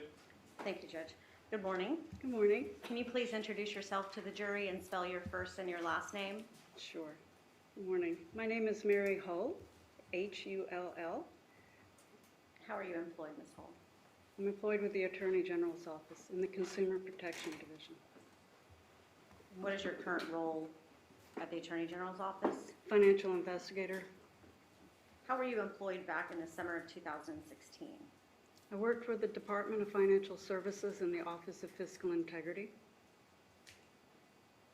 And inside the Office of Fiscal Integrity, what did you do?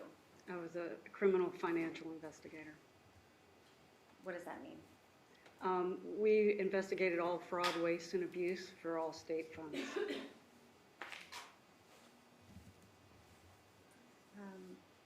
In your current position at the Attorney General's office, what are your duties exactly? We handle more civil. I do have some dual criminal cases, but we cover the Florida Deceptive Unfair Trade and Deceptive Practices statute. What's your educational background? I have a Bachelor of Science in Finance from Florida State University. Do you have any minors? Like your major? My major was finance, minor was accounting. Do you have any experience in analyzing financial data? Yes, I have 15 years of financial experience as an auditor and a financial investigator for the state of Florida. Do you have any investigative experience in white-collar crime? Yes, I have 7 years of conducting white-collar crime investigations to include money laundering, contract fraud, counterfeiting, embezzlement, and identity theft. And have you worked both with federal and state authorities investigating like multi-agency complex financial investigations? I have. I've worked numerous complex multi-agency financial investigations. And what's your area of expertise? My specialty is forensic accounting. What is forensic accounting? It's the very detailed analysis of financial records and data to be used as evidence in a court of law. Do you have any specialized training or certifications to be able to do forensic accounting? Yes, I'm a certified fraud examiner in good standing with the Association of Certified Fraud Examiners. Above and beyond that, did you receive any type of like in-service Yes. on-the-job training? Yes, as a criminal investigator, I had additional in-service training to include search and seizure requirements, the handling of evidence, chain of custody requirements, and the procedures for interviewing witnesses. Have you ever testified in a court as to your expertise in forensic Yes, accounting? I sure. Approximately how many times? Approximately 18 times. This time the state tenders? Court order. None for Mr. Garcia. None, Your Honor. All right, you may proceed. Thank you. And eventually you became involved in this particular murder investigation, is that right? I did. And what exactly were you asked to do? To look over all of the bank records and analysis, see if I could determine any associations between the subjects or the possible defendants. So you're looking for links or associations or trying to see where the money went? Yes. Fair to say? Yes. An easy way to put it? Yes. Okay, and what type of records did you review in trying to analyze the financial data in this case? Mostly it was bank records, but I did have other records available to me. Okay. What type of, or whose bank records did you have? I reviewed all of the Adelson's bank records, Katie Magbanua's records, Luis Rivera, and Sigfredo Garcia. Now, for the Adelsons, when you say the Adelsons, did you review Harvey Adelson's financial records? Yes. Donna Adelson? Yes. Wendy Adelson? Yes. Charlie Adelson? Yes. What about any Adelson businesses? There was numerous Adelson businesses. Particularly, did you also look at the Adelson Institute Yes. business or bank records? Yes. And what was the range of records that you had for the Adelson Institute? I believe it was 2013 to the end of 2016. For Charles Adelson, what particular bank records did you look at for him? I may have to refer to my notes to be specific, but just generally all of his business accounts and his personal accounts. And what primary personal account did you rely on? He had a Regions account that was his primary account. Did he also have a credit card account that you examined? Yes. What credit card account was that? He had both American Express and a Capital One. How many different accounts for the Adelsons as a whole did you review? There was 13 bank accounts, 2 credit card accounts, but there was numerous investment accounts that I partially reviewed. And why didn't you fully review the investment accounts of the Adelsons? I actually changed jobs between Department of Financial Services and the Attorney General. That limited my ability to investigate it. The accounts there was 18 different investment accounts, and the return on that was 10,000 pages of information. Can you move your microphone a little bit or talk a little louder? I'm having trouble hearing you, I'm sorry. Sorry. Okay, so you mentioned that they had 18 different investment accounts, and how Yes. many pages worth of accounts, investment accounts did the It was- Adelsons have? 10,000 pages, So you didn't get a chance to go through all of that. correct.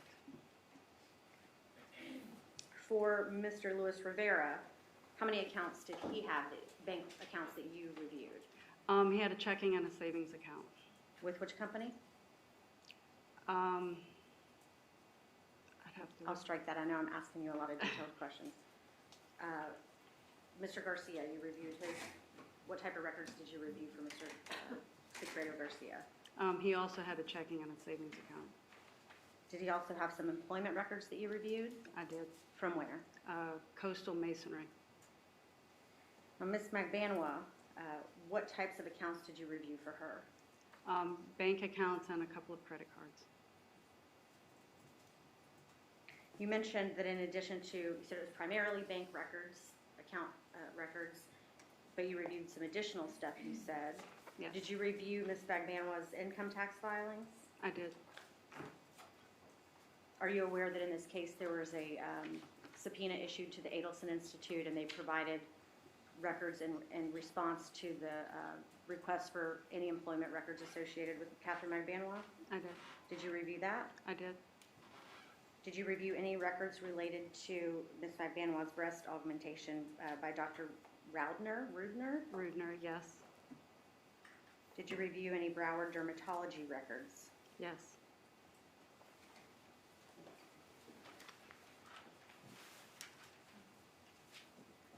What about the Florida Department of Highway Safety and Motor Vehicles? Do you use that in your investigation to do analysis on your following of the money? It's one of the areas I look. When I'm doing a financial investigation, I look for assets that have been purchased or acquired as just a matter of rules, see if they bought land or homes or cars. So yes, I did look at them. You did look at DHS&B records? Yes. And finally, did you have access to and review Charlie Adelson's iCloud contents? I did.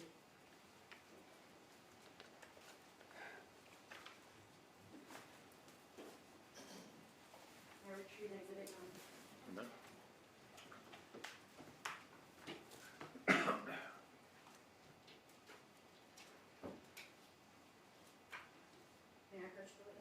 You right?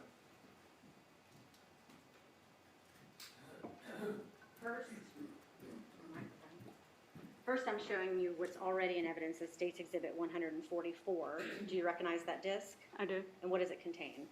Luis Rivera's bank records. And is that your signature on the CD? It is. Is that indicating that you? I these are reviewed the file. You said those were Luis Rivera's bank records, right? Yes. Sorry. Okay. Now I want to show you what I've marked for identification as State's Exhibit 145. What does that disc contain? Sigfredo Garcia's bank records. And are those fair and accurate records that you received for Sigfredo Garcia in this case pursuant to subpoena? Yes. All right, this time I'd offer into evidence State's Exhibit 145. Is there objection? Apologize, Judge. No objection from Mr. Garcia. No objection. Be admitted. And I should note on 145, these bank records contain certificates of authenticity from the bank that these are in fact Mr. Garcia's records. They are. Now showing you State's Exhibit 146. Do you recognize that disc? I do. How do you recognize it? Has my initials on it. And what does it contain? Ms. Magbanua's Bank of America bank records. Are these the records you reviewed? They are. And do they too contain a certificate of authenticity from the banking institutions? They do. The state offers State's Exhibit 146 at this time. Any objection, 146? No objection. No objection. To be admitted. I'm showing you State's Exhibit 147. Do you recognize that disc? I do. What does it contain? It contains Ms. Magbanua's Chase bank records. Do you recognize it because of your initial on the disc? I do. And are these the records that you reviewed for Ms. Magbanua's Chase records? Yes, And does it too contain that certificate of authenticity from Chase? it does. The state offers State's Exhibit 147 at this time. Any objection? No objection. No objection. Be admitted. I'm showing you State's Exhibit 148. Do you recognize that? I do. Do you recognize it because you initialed the disc? I initialed the disc and it's Adelson Institute's Regions bank records. And are those the records with the certificate of authenticity from Regions Bank that you reviewed in this case? Yes. I'd offer State's Exhibit 148 at this time. Any objection? None from Mr. Garcia. No objection. Be admitted. Finally, I'm showing you what I've marked for identification as State's Exhibit 149. Do you recognize that exhibit? I do.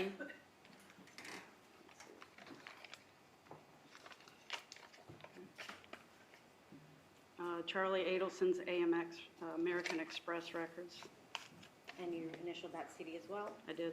And do those also contain a certificate of authenticity? They do. And are these the records, part of the records for Mr. Adelson that you relied upon in this case? Yes. State offers State's Exhibit 149 at this time. Is there objection? No objection. Be admitted.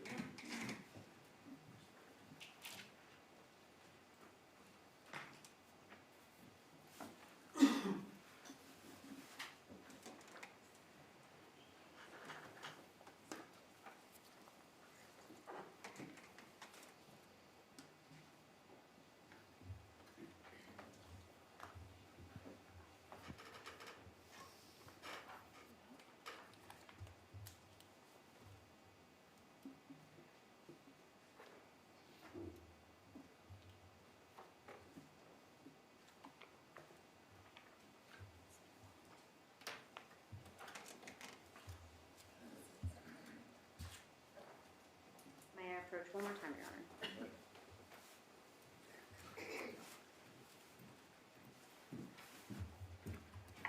Now I'm showing you State's Exhibit 87.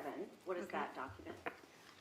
This was part of the subpoena response from the Adelson Institute for Katie Magbanua's paychecks. Is that the entire response from the Adelson Institute? I believe it is. It's got the, yes, that looks like the entire response. And does it contain a certificate or declaration of authenticity from the Adelson Institute itself? It does. And you relied on these records in preparing for your testimony today? Yes. The state would offer State's Exhibit 87 at this time. Any objection? No objection. No objection. Be admitted. Now I'm showing you what I've marked for identification as State's Exhibit 98. Do you recognize those records? Yes. What do you recognize them to be? Sigfredo Garcia's coastal masonry detailed earnings report. And does this Exhibit 98 also contain a certificate or declaration of authenticity from Coastal Masonry? It does. And then you relied on these records as well? I do. At this time, I'd offer State's Exhibit 98. Any objection? No objection. No objection. Be admitted. I'm showing you what I've marked for identification as State's Exhibit 99. Do you Okay. recognize that? I do. And what is that? These are Dr. Rudner's records for the augmentation surgery. For Ms. Magbanua? Yes, And does that exhibit as well contain the certification of authenticity for It- those business records? it does. I'd offer State's Exhibit 99. No Any- objection, Judge. Be admitted. Finally, I'm showing you State's Exhibit 100. Do you recognize these records?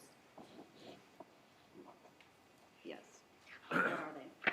They are Broward Dermatology's payroll summaries. And you relied on those in your analysis? Yes, And they too contain the certificate of authenticity as a business record. they do. The state offers State's Exhibit 100. No objection. Be admitted. Are you aware if there was ever a different financial analyst involved in this murder investigation? Yes, Who's that? her name is Penny Rose. Do you know where she's employed? She's with the FBI And do you know where she resides? in Jacksonville. Do you know if she was as accessible in this case as you were? No, she lives in Jacksonville. Okay.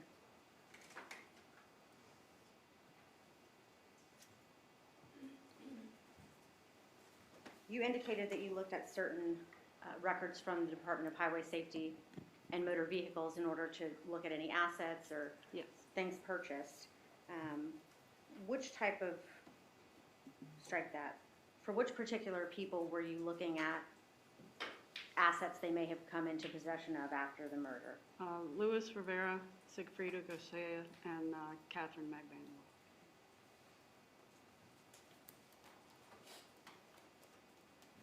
Did you in fact get records for those three individuals? I did. May I approach, Your Honor? You may.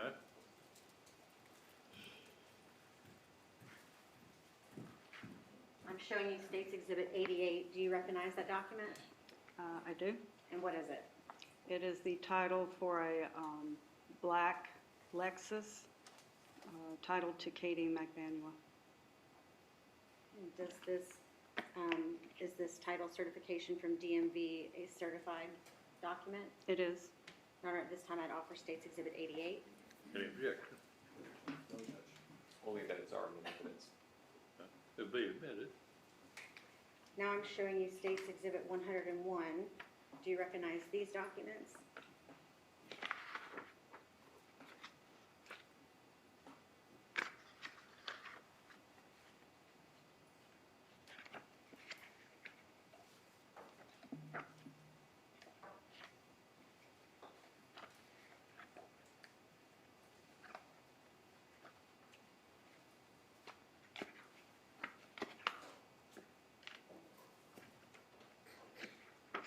Okay, it is the title history and the title for, Without telling me the contents, to whom do these DHS&B records relate? Sigfredo Garcia. And are these records that you relied upon in your analysis? Yes. And are they certified by the Department of Highway Safety and Motor Vehicles? They are. This time I'd offer into evidence State's Exhibit 101. Any objection? No, Your Honor. Be admitted. Next, I'm showing you State's Exhibit 102 for identification. Do you recognize that?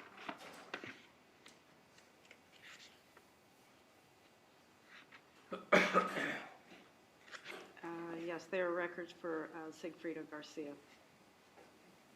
Are these also records from DMV that you relied upon in this case?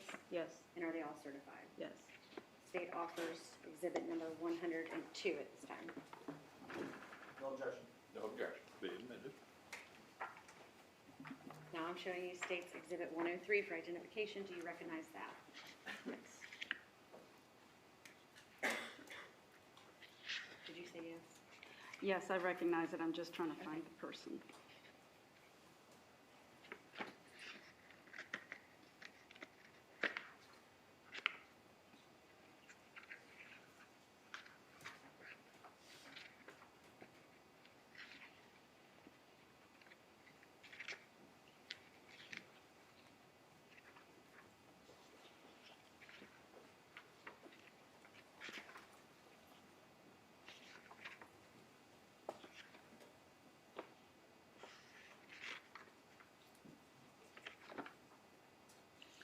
for Sigfredo Garcia.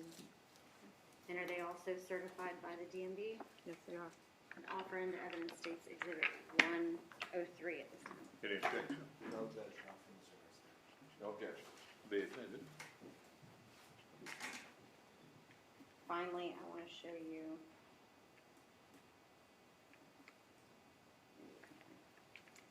what's marked as States Exhibit 104. Do you recognize that document?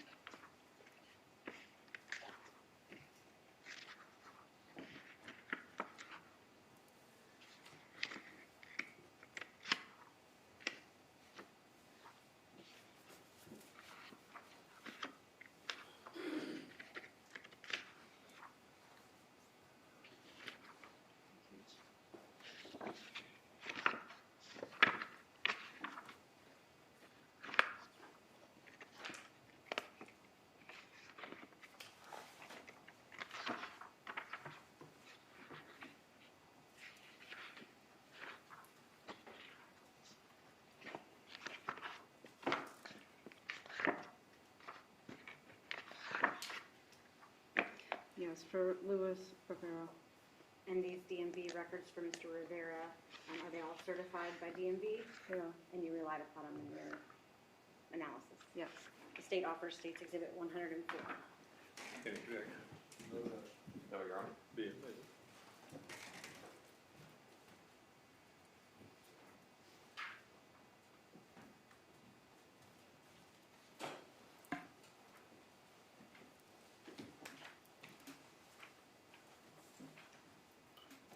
What, if any, vehicles did Sigfredo Garcia acquire after the homicide of Dan Markel on July 18th, 2014? May I refer to some notes? You may.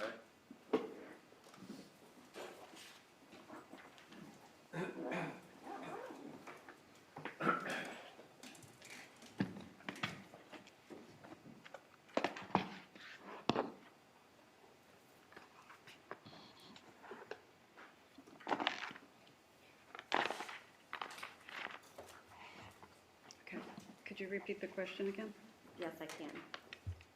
What, if any, vehicles did Sigfredo Garcia acquire after the murder of Dan Markel on July 18th of 2014?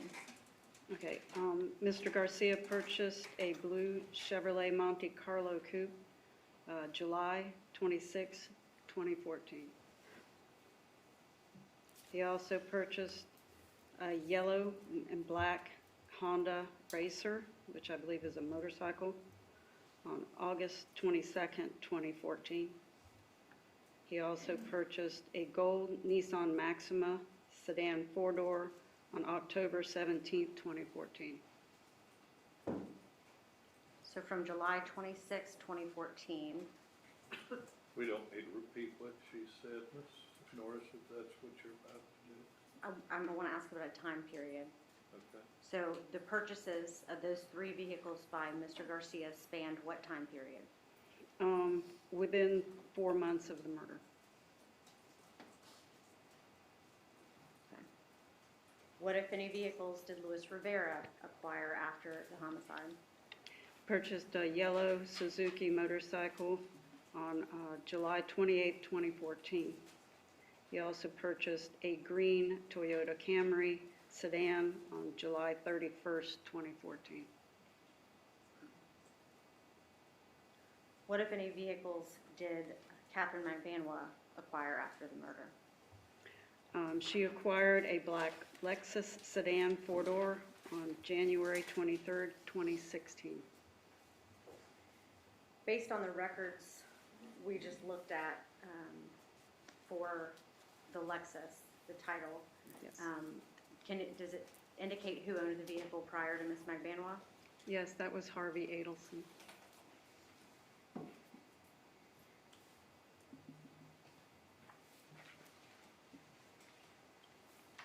Did you look for any record of, in Ms. Magbanua's bank records, or anybody else's records, did you look for any record of payment from Katherine Magbanua for that Lexus?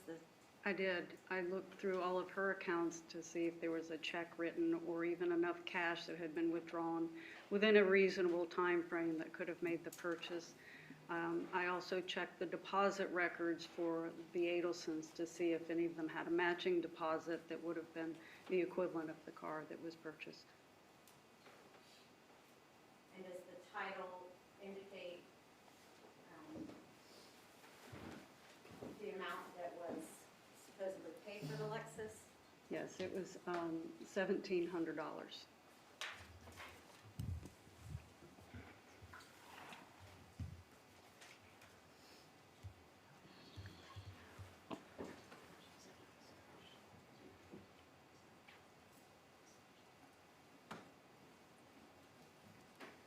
So you indicated that you searched through records to find a corresponding withdrawal or check from Ms. Magbanua's accounts that could have been payment for that Lexus. What were your results? I could not find any record of a payment.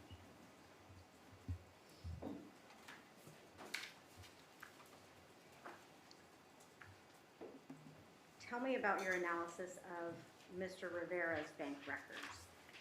When you looked at those records, what kind of patterns or spending habits did you notice for Mr. Rivera? I did. I had the records for his Chase bank account from May 14th to November 15th. He had a very distinctive pattern to his banking activities. He would be check direct deposited weekly from his employment. Almost immediately, the checks withdrawal for nearly the whole amount of his paycheck would be withdrawn in cash. This caused the auto payments that he had set up through the account to add a number of overdraft charges. There were so many overdraft charges in a month that they actually equated to one paycheck. I did notice that there was a distinctive change in the pattern of his banking activity after the murder. How so? How so? Because after the change, he had very little cash withdrawals and no overdraft payments. He left his paychecks in there to pay his automated charges. But that only lasted a couple of months.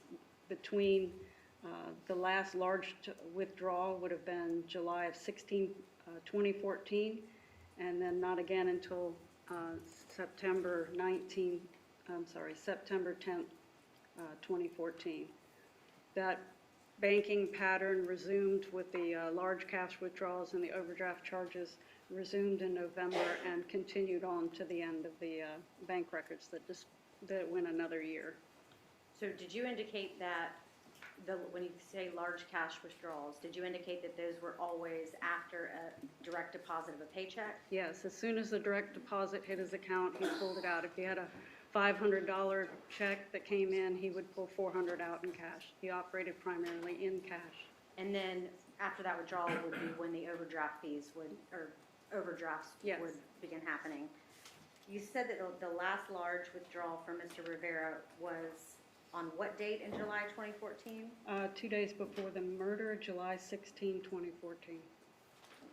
And is that the time period that began his failure to withdraw his direct deposit immediately? Correct. And that went back to old habits on what date? The 1st of November. What would that be indicative of from July 16, 2014 through November of 2014? It signifies to me that he had an additional source of cash and he was not relying on his payroll to provide cash for himself. What, you indicated you analyzed Sigfredo Garcia's bank accounts. I did. And what time period, I believe you said it was checking and savings, what time period did you have for Mr. Garcia's bank records? Yet the only available bank records were from June 15 to July of 16, So June 2015? June 2015. Why did you not have any bank records for the time period of the homicide in July of 2014? The bank records were subpoenaed. We did have one identified, but because the account was closed, there were no responsive documents from the bank. What about the, I forget what you called it, but the records from Coastal Masonry, what information did those give you? You said for Garcia. Yes, sir. I thought masonry was repaired. They both worked there. Okay. Okay, but the records that I'm asking you about the coastal masonry records for Sigfredo Garcia. Yes, but his records indicated that he worked sporadically for them. They did go back to 2009, but they would be a couple of months at a time. Did not show a steady work history. How many, and do the coastal masonry records for Mr. Garcia include records of all the payments made by that company to Mr. Garcia for the year 2014? Yes. And how many paychecks did he receive from coastal masonry in 2014? I did not actually make that calculation. Do you have, okay.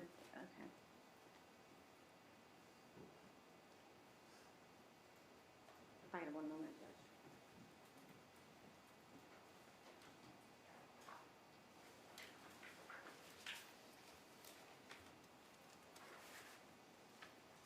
We're about due for break. Let's take 10 minutes.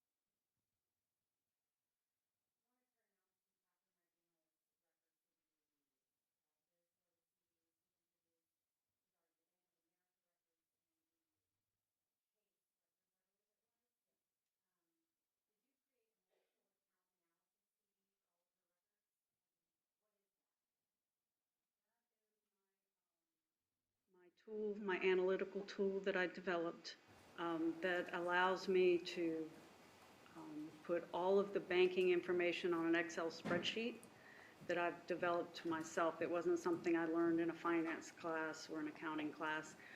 It's a tool that I use to analyze all of the records, and then I can summarize them to a small summary of the activity.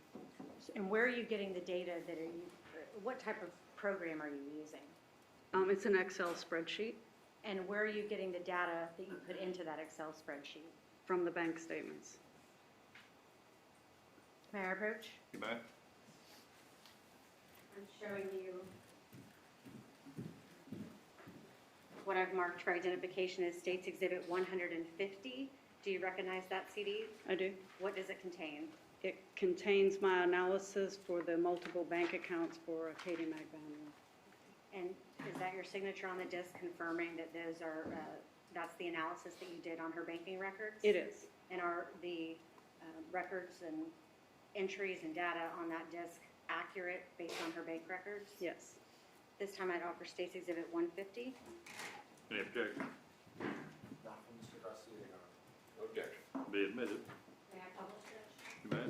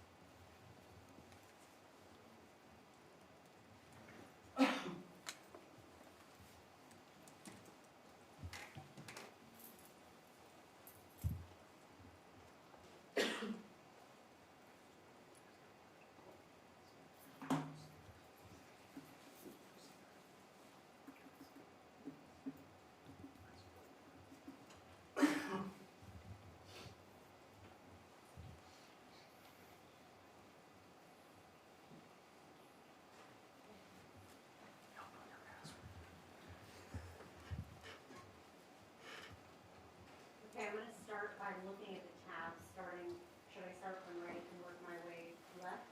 Start with the farthest right one, but if you could use the bar to move it to the front, to the far left. There. What data is contained in this particular tab of this Excel workbook? Okay, this is the Katherine Magbanua's Bank of America Savings Account 7053. And is this the data that you entered from the bank records? It is.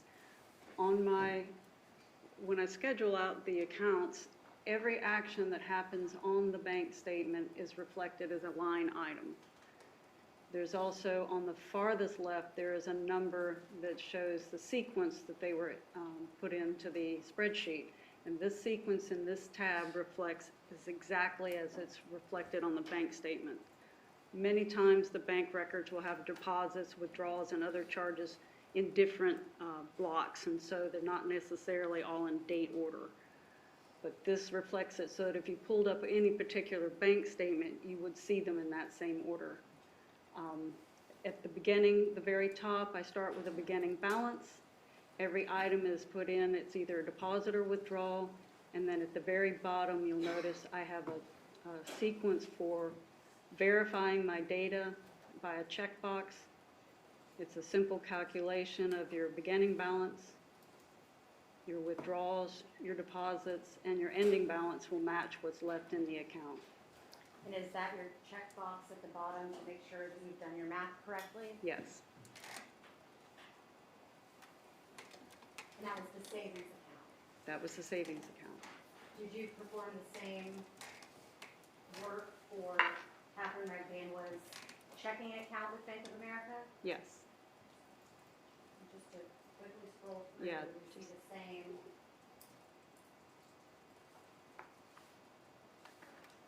Type of data entry there. yep.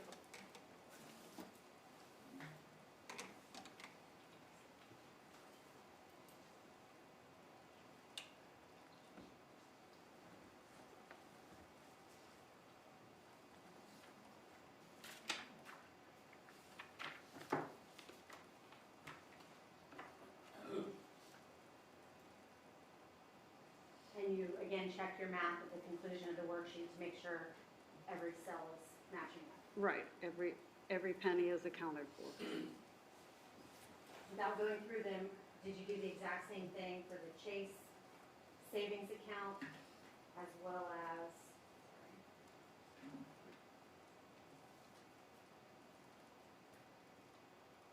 the Chase checking account? I did.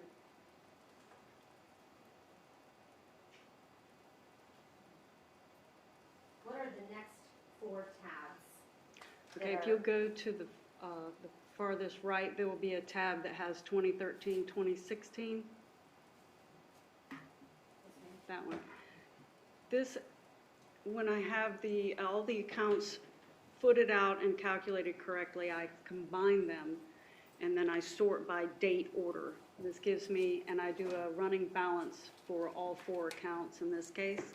That gives me the best idea of what is going on in the account, what's happening that day. So I can see deposits that were made on that day, withdrawals that were made on that day. It gives me the best tool for analyzing the actions or the intentions that someone has in their accounts. Did you also separate out by year, 2013, 2014, 2015, and 2016? Yes, from this set, this shows everything, all transactions, all, every activity in all 4 accounts. Then I go through and I sort by year and split them out so that you can have numbers broken down by year. And from the sort, I will add in, there's also a set of calculations to show my numbers are correct. But in this case, the beginning balance has the 4 different accounts and the ending balance are 4 different accounts. But still, it adds up and balances out. So I can show that all monies are accounted for.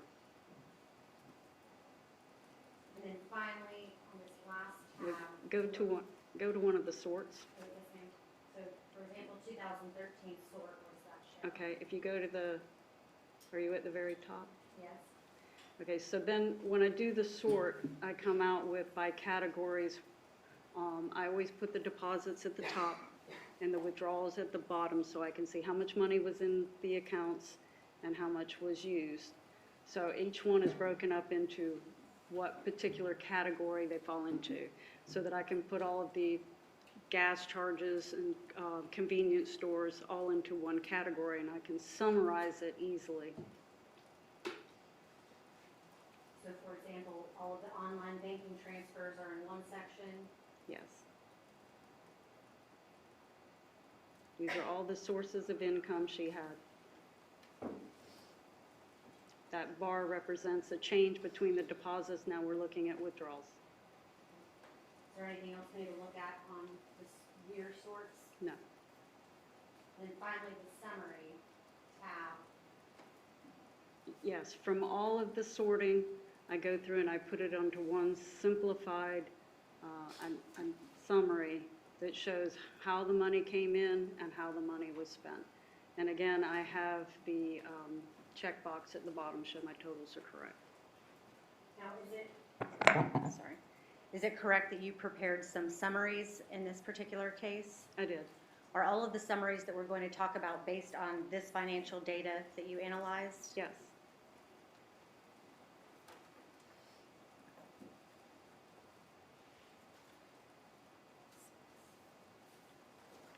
May I approach? You bet. I'm showing you what I've marked for identification as State's Exhibit 106. Do you recognize that? I do. What is that? It is the top income, the deposits that were made into her 4 accounts. Looking. And then the withdrawals. And the bottom is my checkbox. Now, is this document in States 106 the exact same as that summary chart in the Excel spreadsheet? It is. Okay, and Your Honor, I'd offer this into evidence as States 106 at this time. Any objection? Judge Cooper, sidebar. Okay.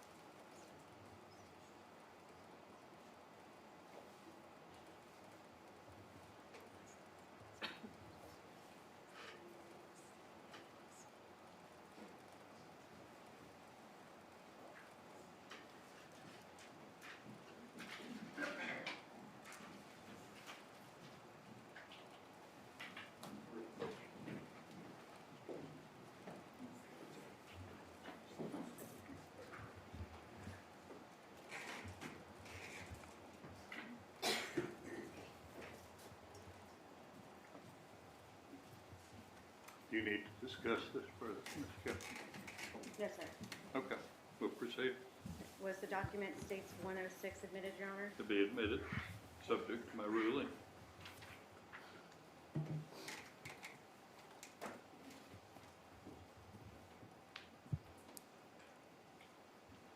Ms. Holt, is this, I think I mentioned this earlier, but the summary tab on State's Exhibit 150, is this just a printed copy that's a little easier to read without scrolling through the Yes. computer?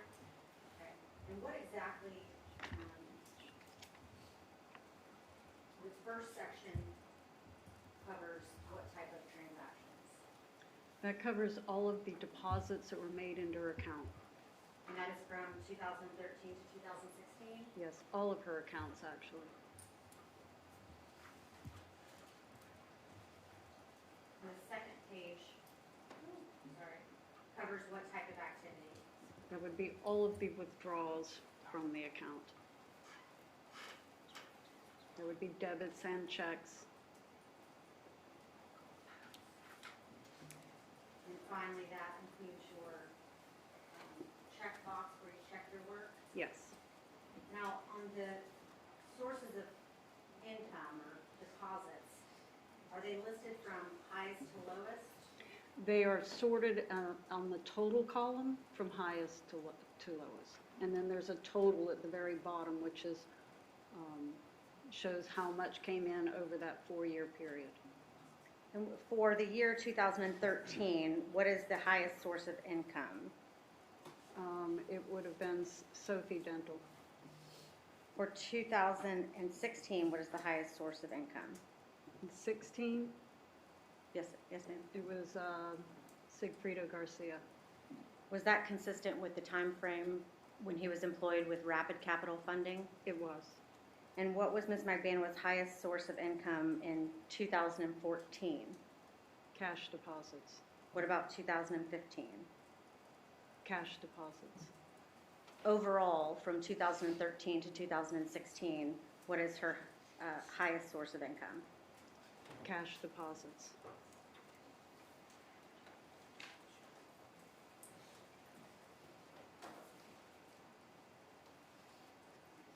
Based on the bank records that you reviewed in this case, were you able to ascertain where Ms. Magbanua may have been employed during the time period that we discussed? Yes, there were several different employments. Do you want me to list them out? Yes, what employment records did you have? From the bank records, I was able to identify she worked at Encore Nationwide in 2013, July 2013 to December 13. Sophie Dental from July 29th, 2013 to July 31st, 2014. Adelson Institute, sometime in September. I think the check was written on the 17th, but it hit the account on October 7th, 2014 to May 17th, 2016. Broward Dermatology from July 29th, 2015 to March 23rd, 2016. Quintana Lopez from July 29th, 2016 to October 14th, 2016. And that's all that I had in the records for the banking, where she had made a payroll check deposit. Did you have any records from Optima Realty? I did not. There was no deposits into her account. What was the last one you listed? I'm sorry. Quintana Lopez, Who is that? I believe she was a dentist. And for the record, is that Quintana Yes. Lopez? Did you say yes? Yes. Okay, may I approach, Your Honor? Okay. I'm showing you what I marked for identification as State's Exhibit 107. You just spelled out a lot of dates and companies to us.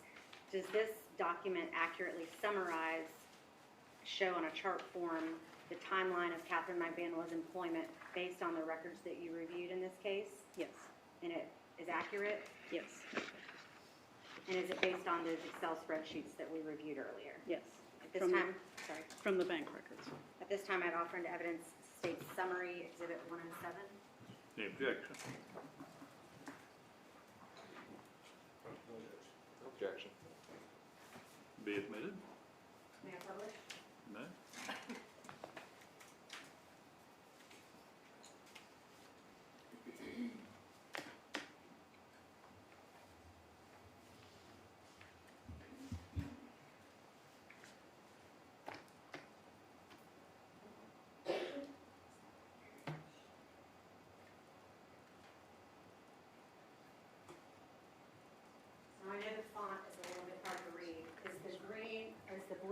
Encore Nationwide, It is, the green Sophie Dental, yes, the red Adelson Institute, yes, the purple Dr. Obed, yes, and then the yellow Ms. Lopez. yes.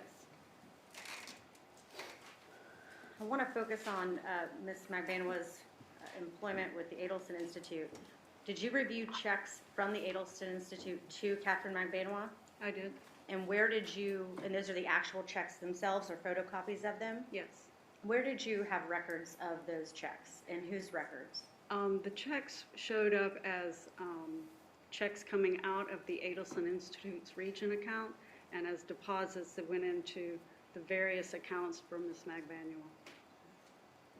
What other records besides the Adelson Institute's records and Ms. Magbanua's bank records did you review as far as her employment at the Adelson Institute?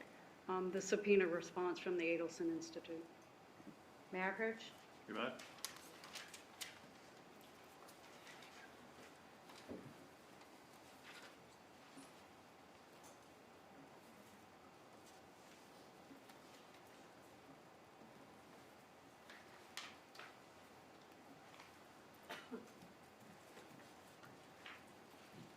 Starting with State's Exhibit 108, do you recognize what's contained in that document? Yes. What does it contain?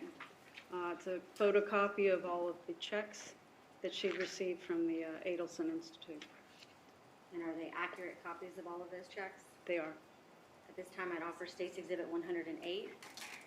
Any objection? No objection. They'll be admitted. Would you agree with me that there's a voluminous amount of checks? Yes, there's And- 44, I believe. Did you prepare a summary Excel spreadsheet which included every single one of those checks in chronological order? Yes, Showing you State's Exhibit 9, is that the summary you prepared of all the checks received by Katherine Magbanua from the Adelson Institute? it is. And it's an accurate summary based on the records you reviewed? Yes. At this time, I'd offer State's Exhibit 109 of the summary. Any objection? No objection. Be admitted.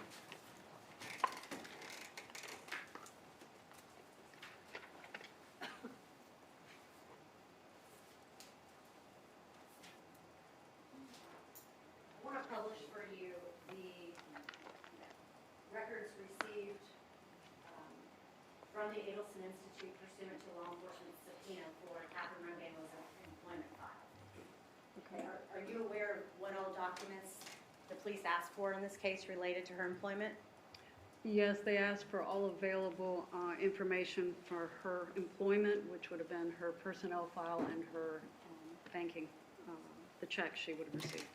And in your experience and in your employment over the years, have you routinely requested personnel files for certain employees? Yes, I have. What type of information do you usually receive from a business about their employees?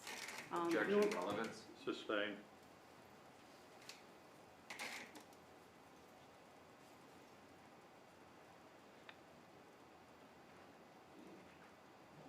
In the response you received from the Adelson Institute, did it contain any employment application? No, Did it include any timesheets for Ms. Magbanua? it did not. Did it include any W-2 forms or tax filing records? It had the Department of Revenue's rehire information, the employment tax records. Okay. What about any evaluations about her performance? None. Did it include a job description for what she did for the Adelson Institute? No. In your experience, was that unusual? Objection, relevance. Sustained. What exactly did we get? Is this what we got?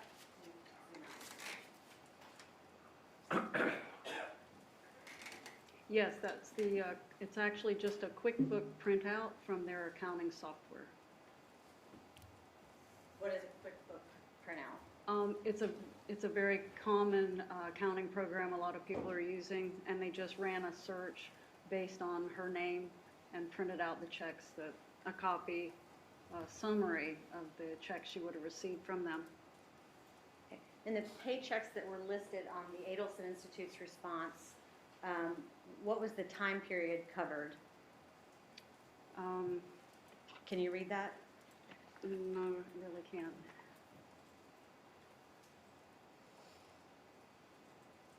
September 18th, 2014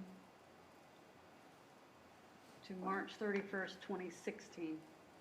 Are you familiar with the date range that was of strike that.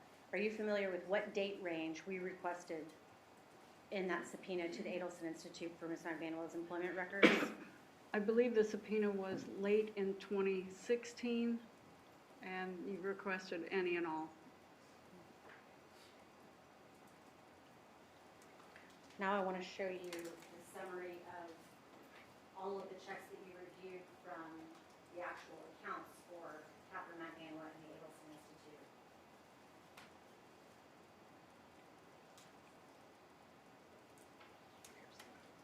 Do these go in chronological order from top to bottom?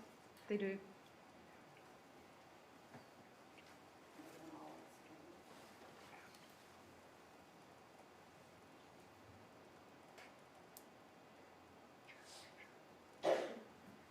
Were all of these checks deposited by Ms. Magbanua? They were. And who signed each of the checks that you reviewed? Donna Adelson. What date was the first check issued to Ms. Magbanua? The first check was dated September 17th, 2014. And then did they continue bi-weekly, or? They are biweekly checks. What can you tell us about the amount of each of those checks? With the exception of the first one, all the other ones she deposited in her account were $407.58. The earlier packet of the photocopies of all of those checks, in the memo line of the check, is there a time period issued, or not issued, but a time period indicated in the memo line? On most of them. You can see there is a couple of blank spots, which would indicate there was nothing in the memo field. So,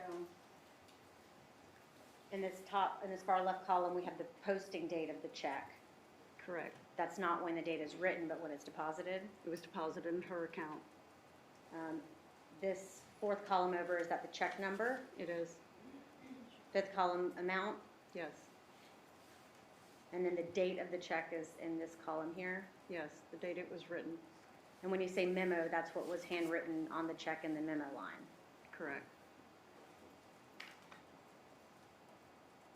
I notice how the checks that the Adelson Institute responded with pursuant to the subpoena here. What was the date of the last check? I believe it's March 31st, 2016. Did you find additional checks that had been paid to Ms. Magbanua by the Adelson Institute? Yes, there was 3 additional checks that went into her account. What was the total gross amount paid by the Adelson Institute to Katherine Magbanua from September 2014 into May of 2016? The total gross amount would have been $19,600. What would the net amount be? $17,729.73.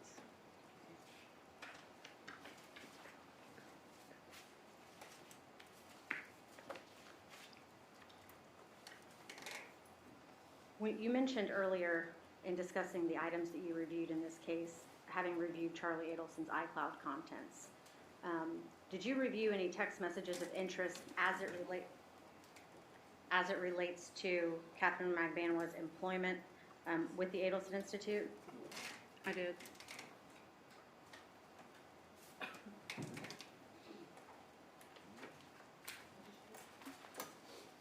May I approach I Robert? can see what you're showing. You may. Sure. States Exhibit 63.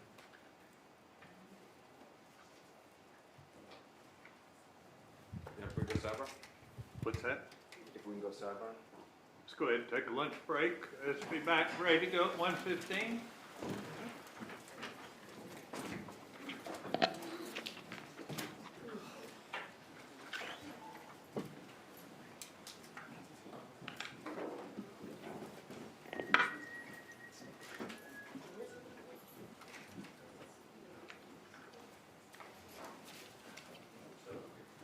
Everybody be seated or step out, please.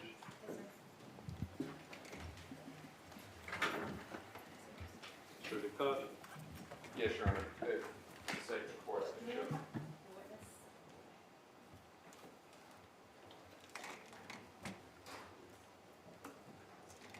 And I believe the state is seeking to elicit right now is another iMessage of Charles Adelson with Katherine Magbanua, which would be around time 9/16/2014, in correspondence with working the Adelson Institute.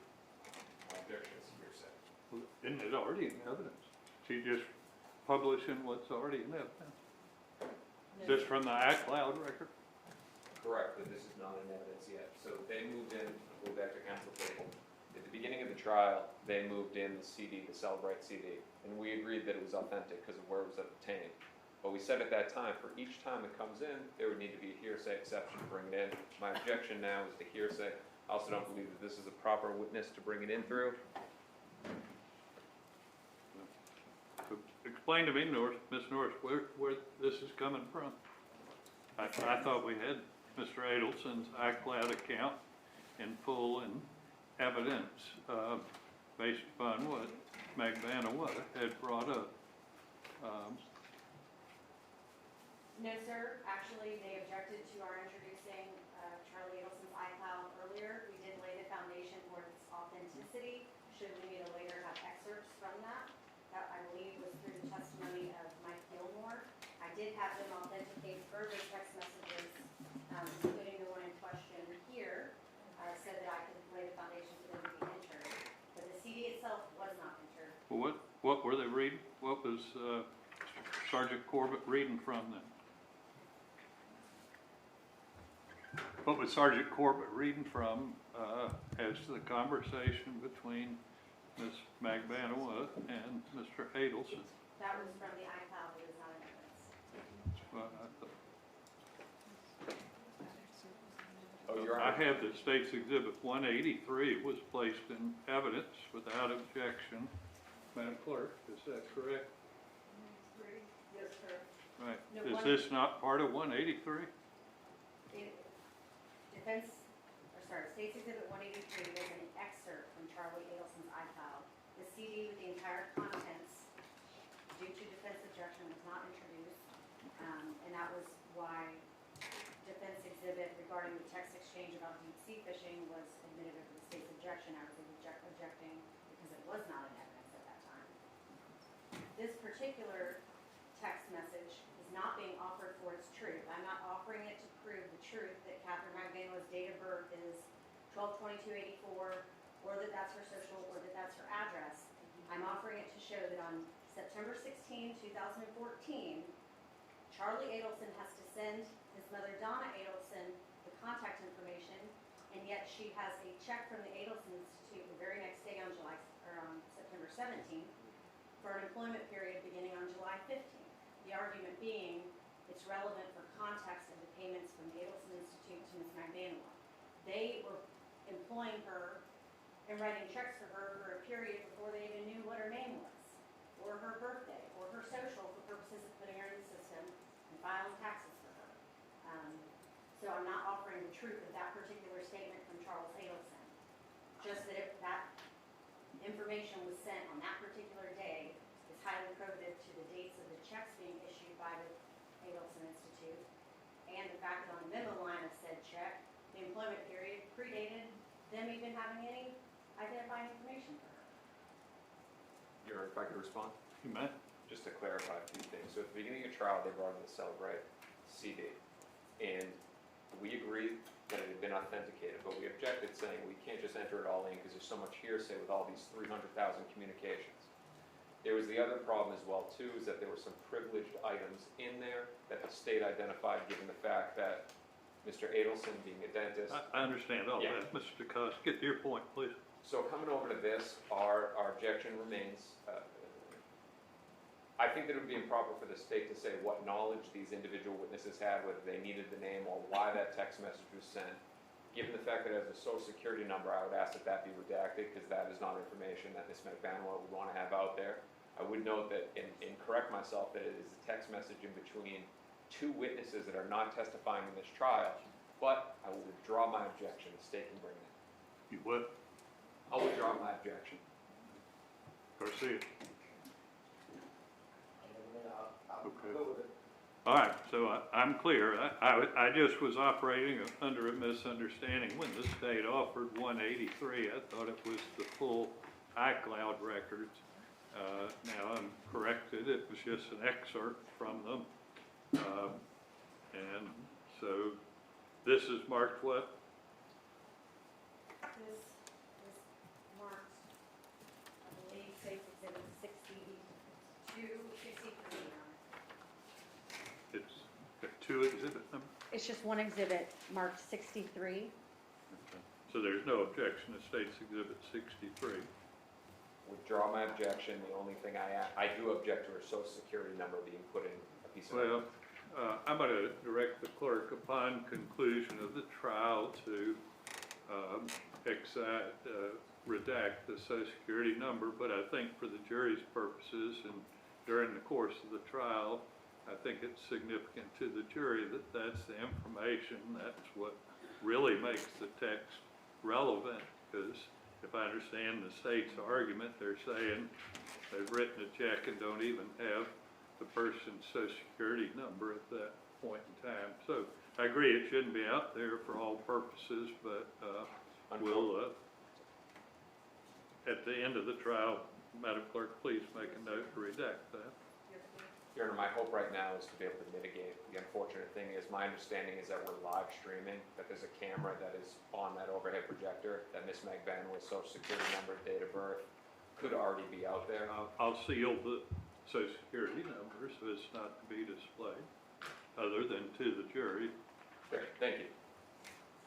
Anything else? No, Your Honor. That for Mr. Garcia. No, Your Honor. So were you three?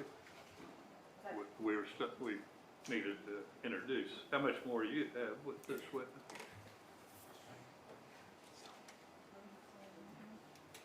Judge, I think I'm about halfway. I do have some other text messages from the iCloud that I provided. Y'all discuss those, see if Yes, sir. there's objection. 115. Thank you, Judge.